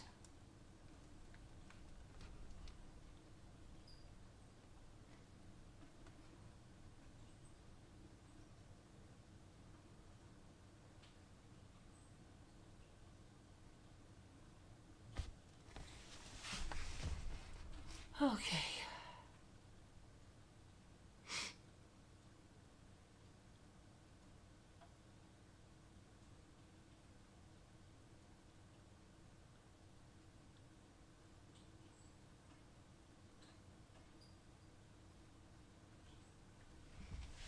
Okay.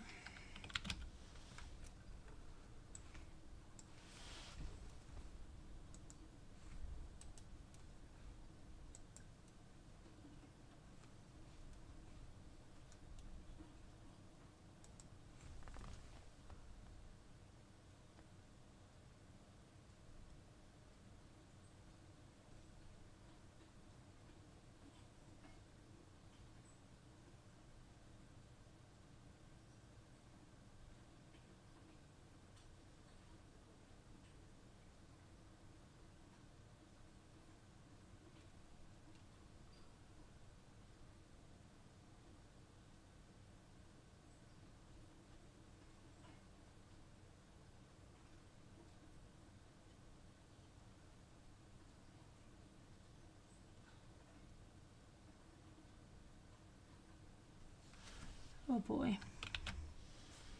Oh boy. Yeah, right. Okay. Nothing. I just got a message here about. I have to save.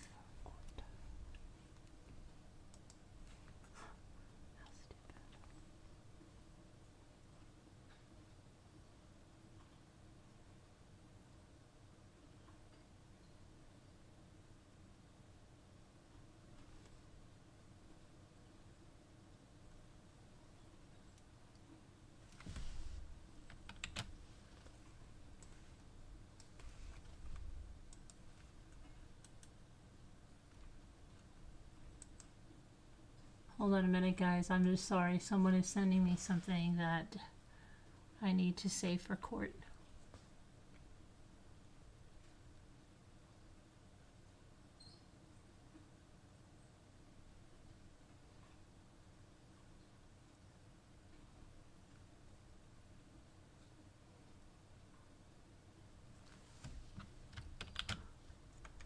This is very good. I'm sorry, guys. I have to get this. Take this. Thank you so much for making me aware of that.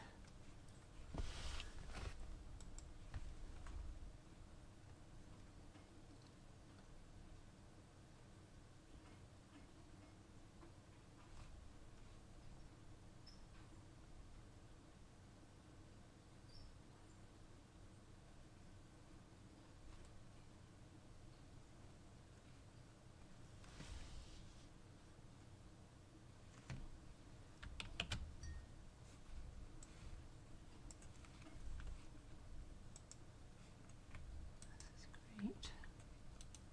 Thank you. Hang on a minute, guys.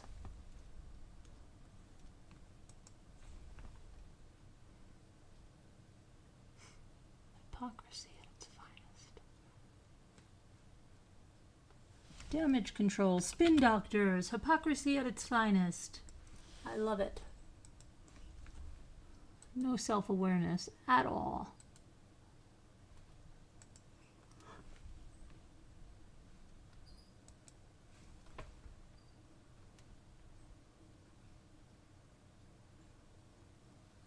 Oh, yes, yes, yes. Beautiful. Okay, I got it all. Thank you, guys. Let's go on to these very applicable, these YouTubers that were killed.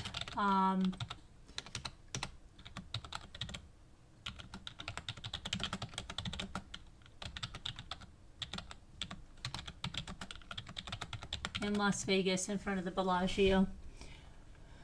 They were live streaming on Sunday night.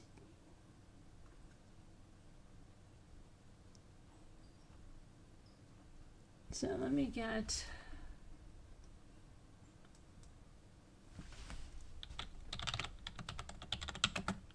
a graphic.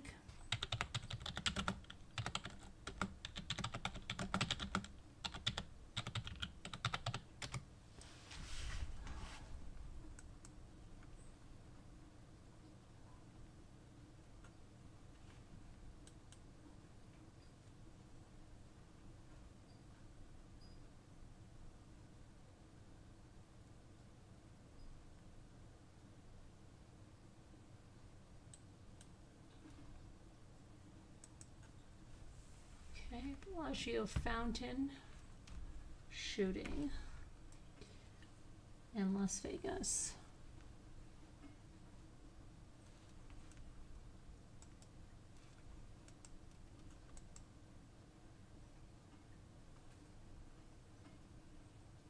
So what happened here is a man came and shot a husband and wife. They were both YouTubers.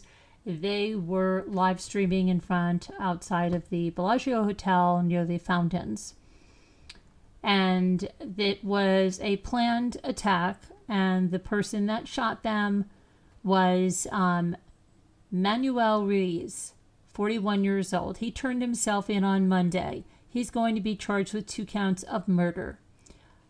The shooting was captured on video was an isolated episode. It's believed the suspect and the victims knew each other and they previously engaged in conflict over social media prior to this. Under Sheriff Andrew Walsh said at a news briefing that the conflict had taken place over a variety of social media platforms. He gave no details further than that about the nature of the disagreements. The shooting happened around 10:40 p.m. on Las Vegas Boulevard, close to the Bellagio Resort and Casino.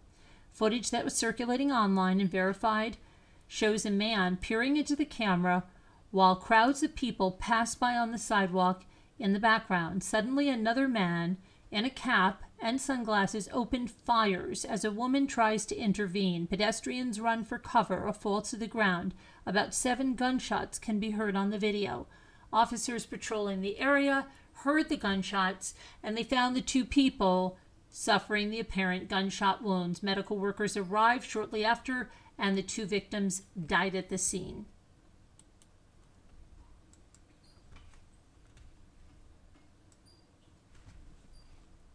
Okay, we're going to go and talk about what this is.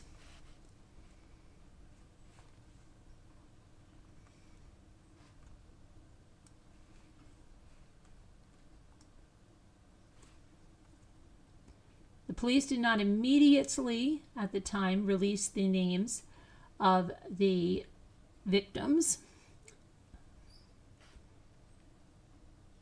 And the Clark County Coroner's Office did not immediately release details about them. But now we've learned a lot more, right?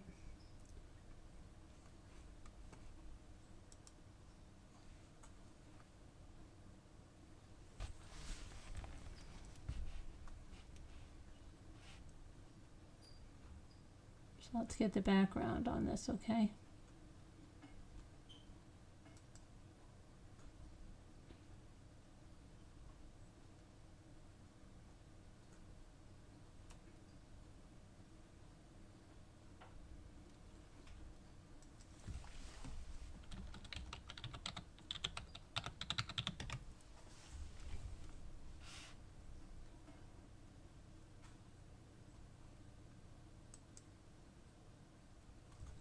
So, the shooter, 41-year-old Manuel Ruiz, known publicly as YouTuber, vlogger, Sin City Manny Wise. He turned himself into a Henderson police station on Monday morning.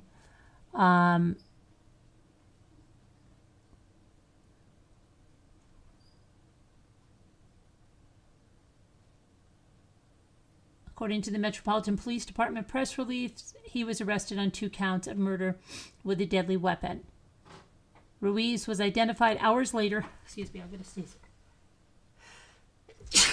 I'm sorry. By astute social media users in a live stream posted by YouTube vlogger Finny the Legend from the Bellagio Fountains.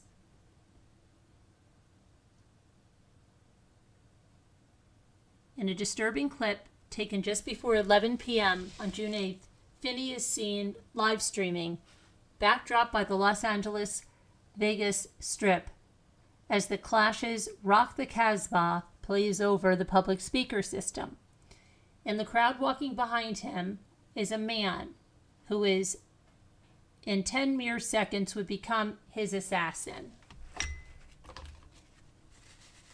At first, Ruiz walks behind his target without even glancing in his direction. Suddenly, you hear Finny's female partner confronting Ruiz, though the view of the confrontation is blocked by Finny's face still staring into the camera. "Don't you bring your arse over here and start no shite," she yells. As Finny moves out of frame to flee, we see his partner in Ruiz's face, not frightened by the gun in his left hand, trying to save Finny's life. And she defiantly screams, "No!" Finny tries de-escalating the situation by asking, "Hey, what's up, bro?" Then, less than a second after Finny gets the question out, Ruiz takes 2 shots and Finny screams in pain, followed by 5 more in rapid succession. As the shots are fired, Finney's partner screams, "Are you effing kidding me?" After the fifth shot, Finney's partner rushes to aid him, dislodging the camera from its tripod. As the camera falls to the ground, you hear 2 more shots, followed by the sound of a baby crying. On Saturday, Ruiz filmed himself driving up and down the strip, apparently searching for his victim and addressing him cryptically. "I went through every effing casino there is," he said. "I heard there's one of my biggest fans here in this effing town. I'm dying to see him. I'm effing dying to see him. You come to my city and think I'm not going to show up? You effing think I'm not going to show up? I should have been the first one to be told, right? Wherever you go, I will be there." Finney, whose channel has barely more than 3K subscribers, taunted Ruiz in several videos, in which he accused Ruiz of getting several videos removed from YouTube.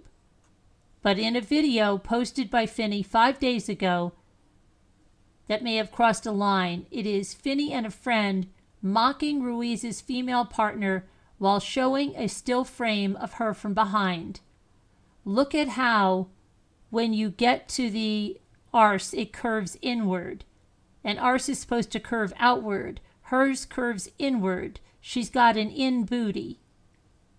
Police reported finding 2 victims lying on the sidewalk, suffering from gunshot wounds, and took the assailant into custody.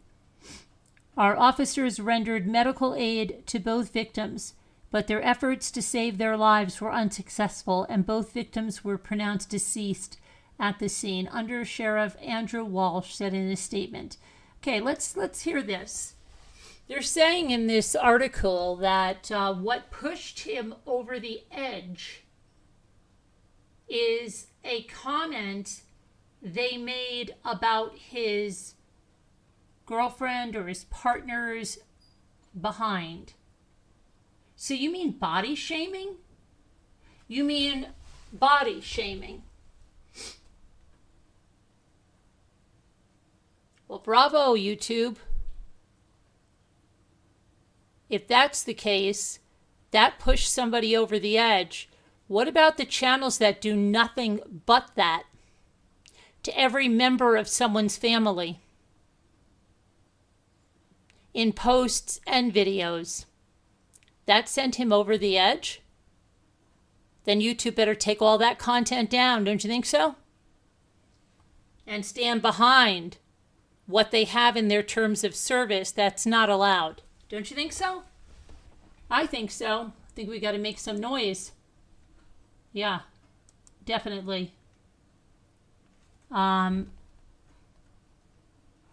Definitely.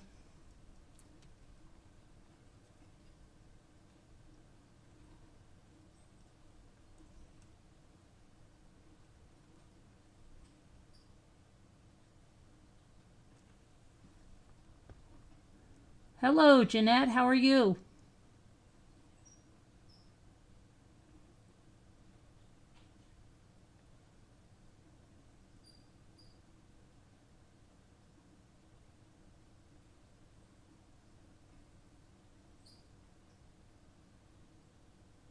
How's it going?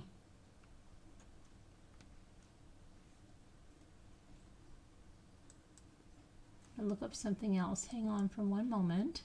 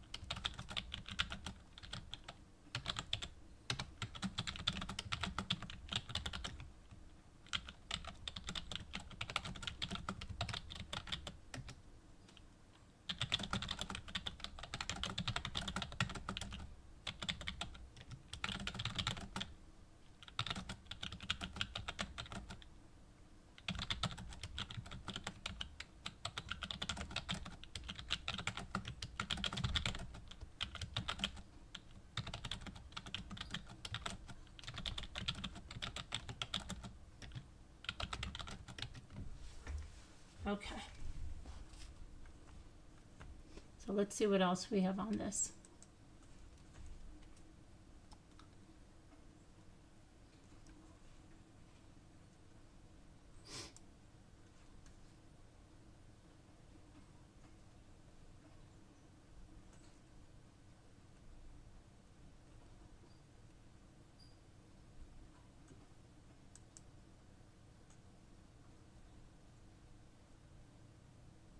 Okay.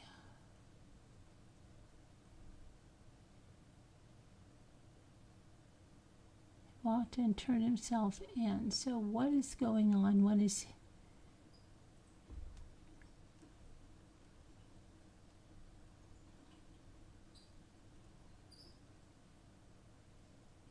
So this is... Let's see here.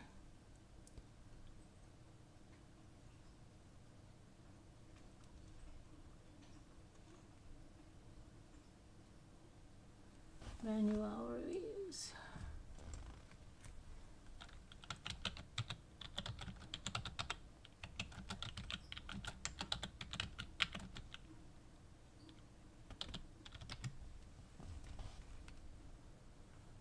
Man charged in shooting. Let's see.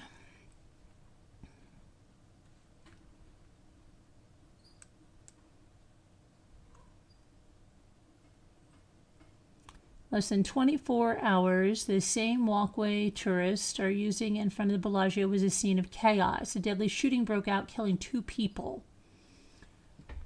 So a witness said, and I quote, "My wife and I were actually just watching the fountains over here from our balcony, and just out of nowhere, we heard our first bang.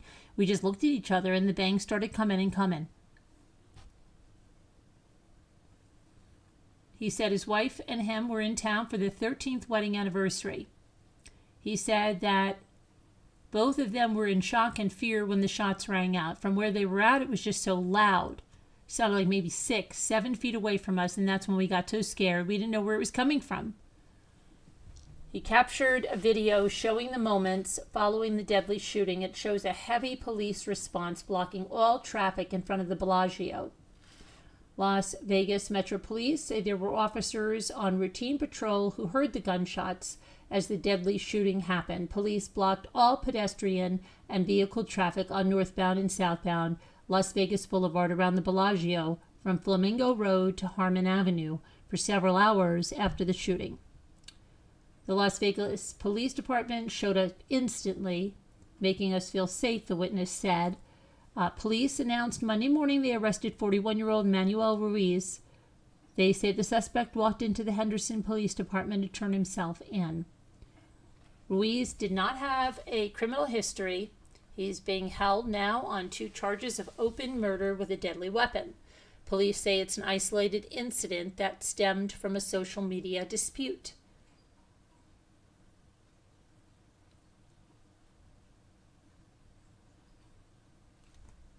Manuel Ruiz is expected to make his initial court appearance June 10th at 9 a.m.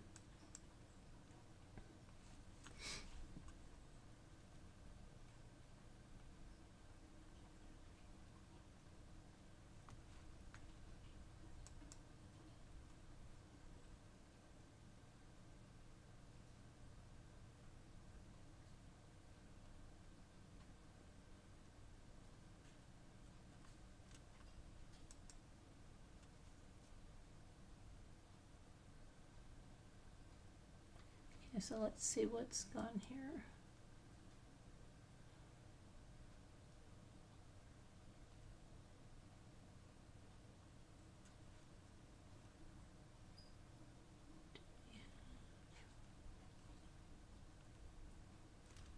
All right, let me put this over here.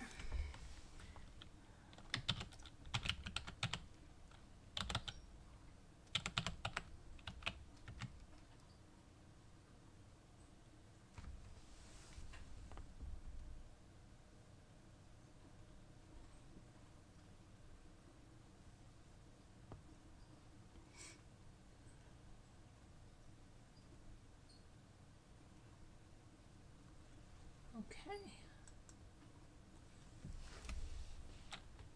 I can't believe it's 4.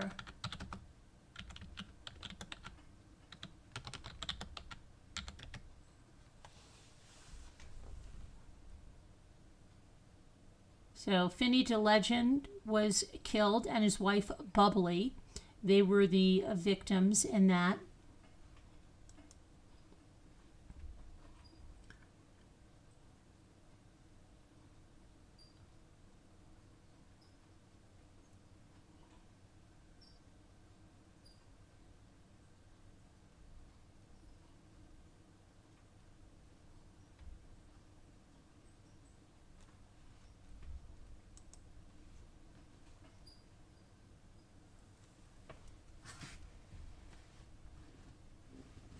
See what this is.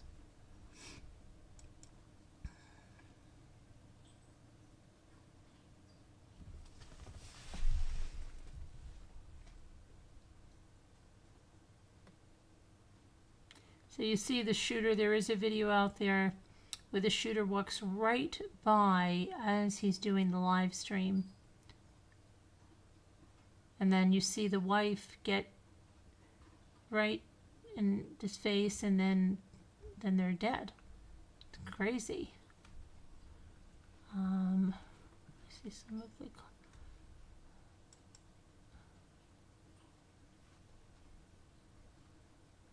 See what's going on here. Diabolical, disgusting, absolutely disgusting.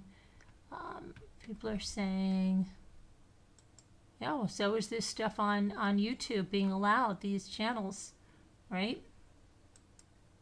This hate. Now maybe YouTube's gonna see, this is what I've said. Unfortunately, it takes stuff like this to get YouTube to enforce their terms of service. This constant harassment, belittling, demeaning, it's just disgusting.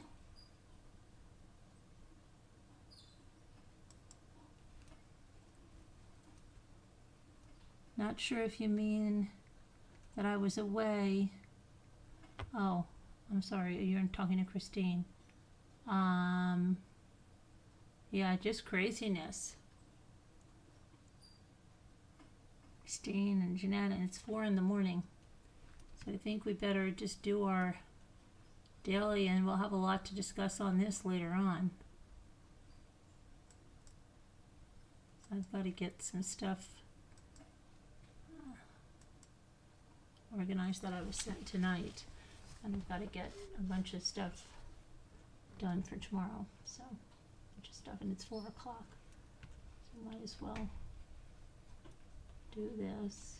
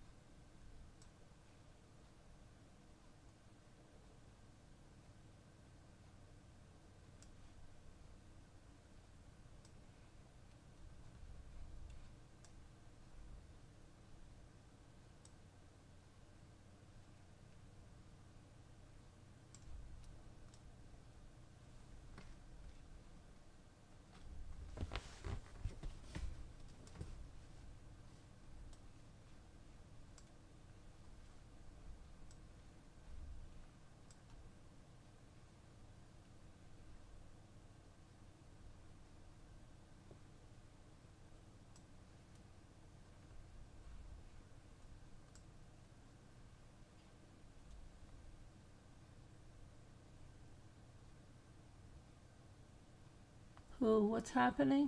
You want some rest? You already took a snooze? Hi, Murder of Crows, how are you? Hinge, you say?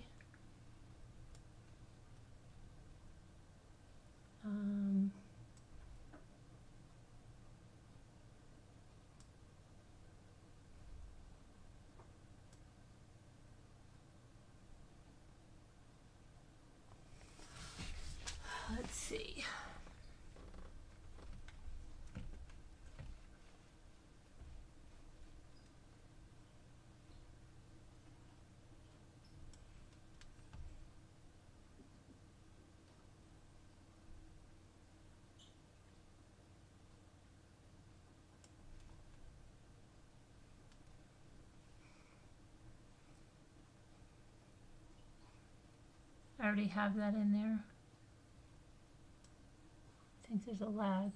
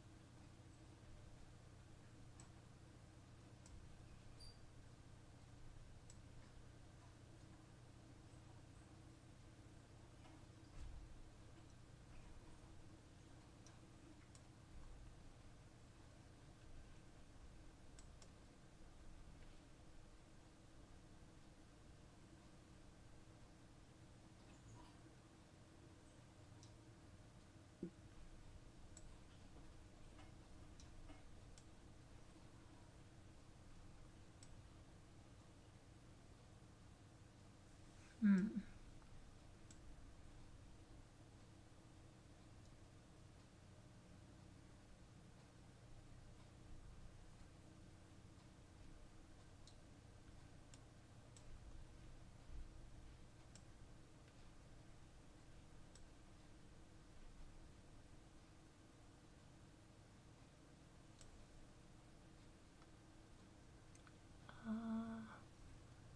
Let's see.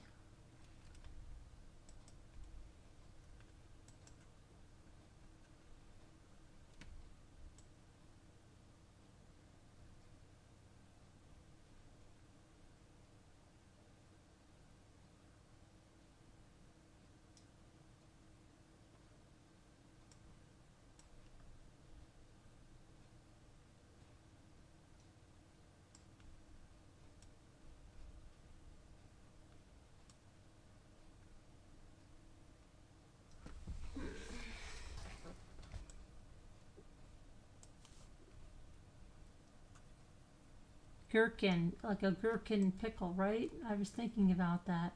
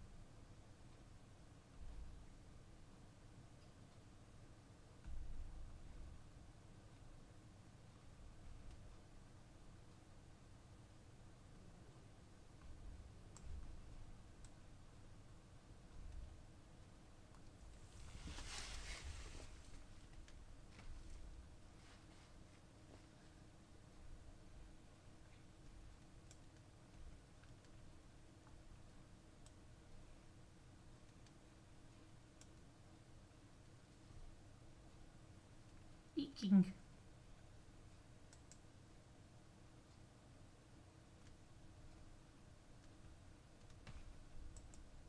think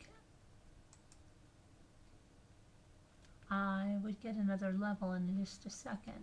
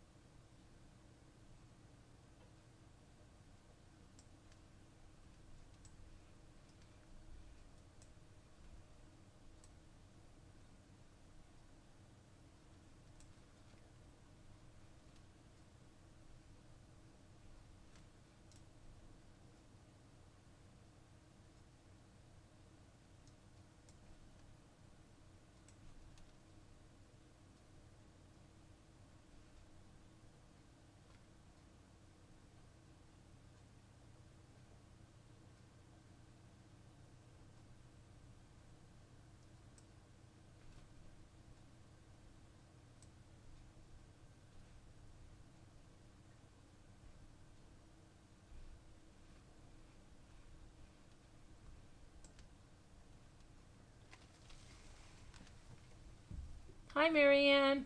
How are you? Yeah, I tried. Didn't I put? I did. How are you doing, Marianne?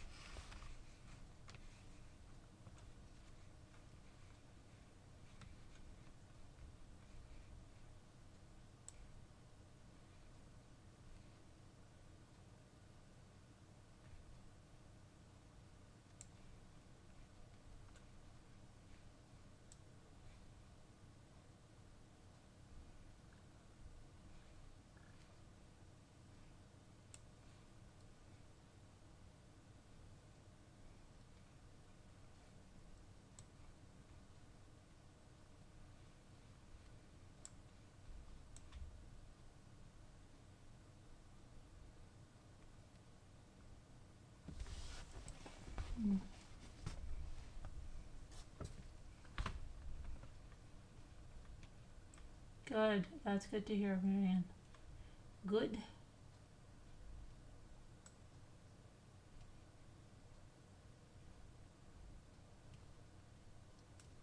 Oh boy, what is this? What is this?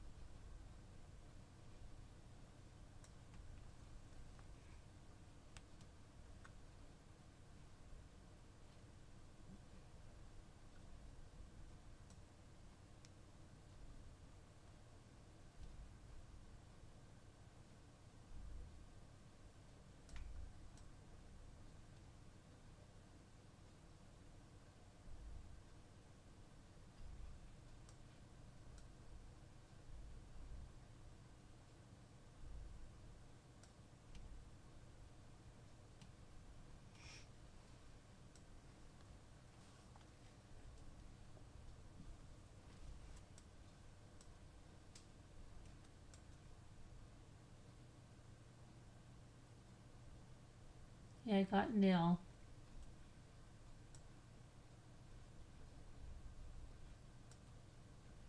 No.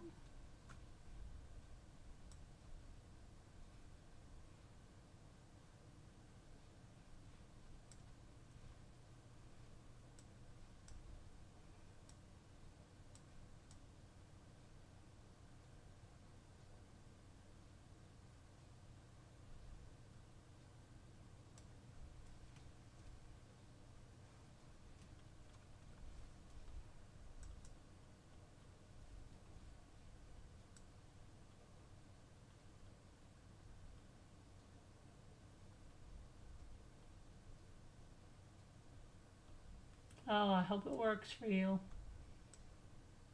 I have a second wind. I don't know. I'm just trying to get to my advancement here. Just trying to get to the advancement and get out of here.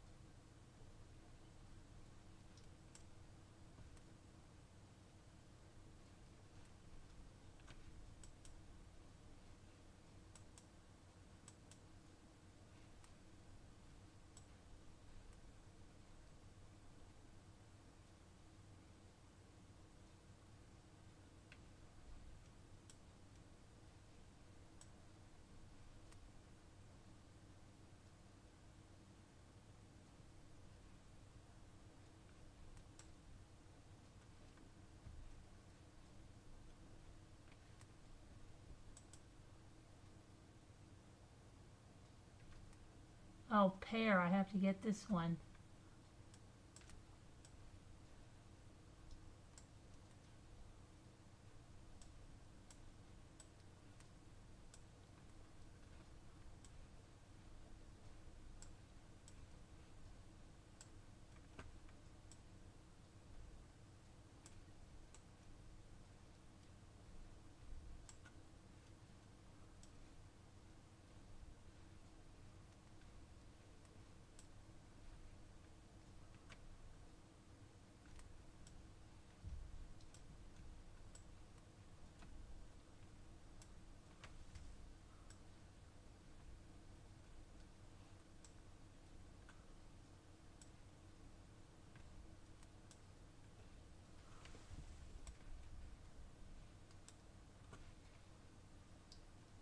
Hi, Pencella. How are you? Overcome. That's good.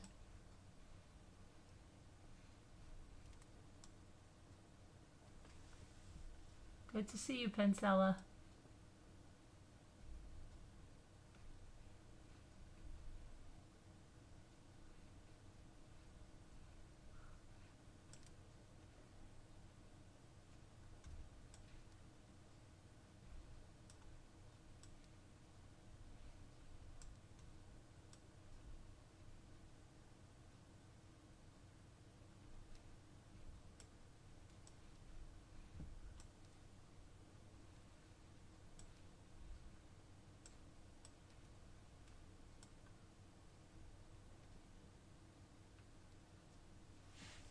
Okay, we're doing good. We're doing good.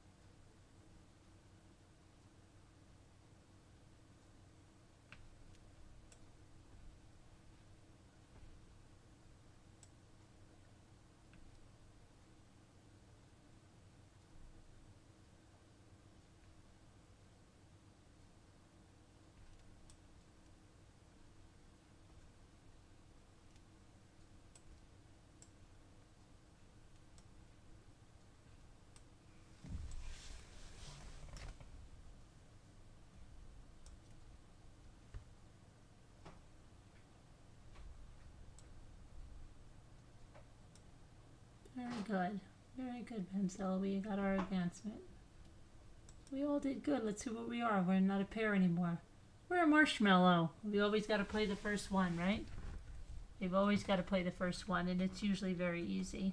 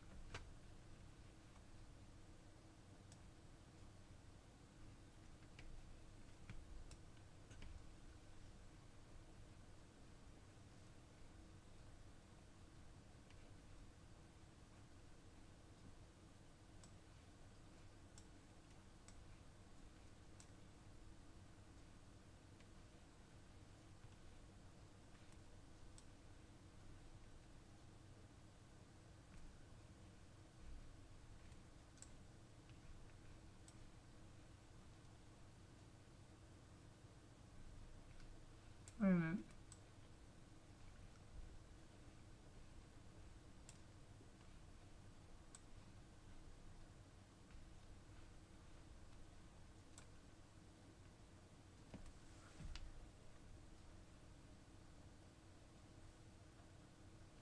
I before E except after C. Right, okay. We did it.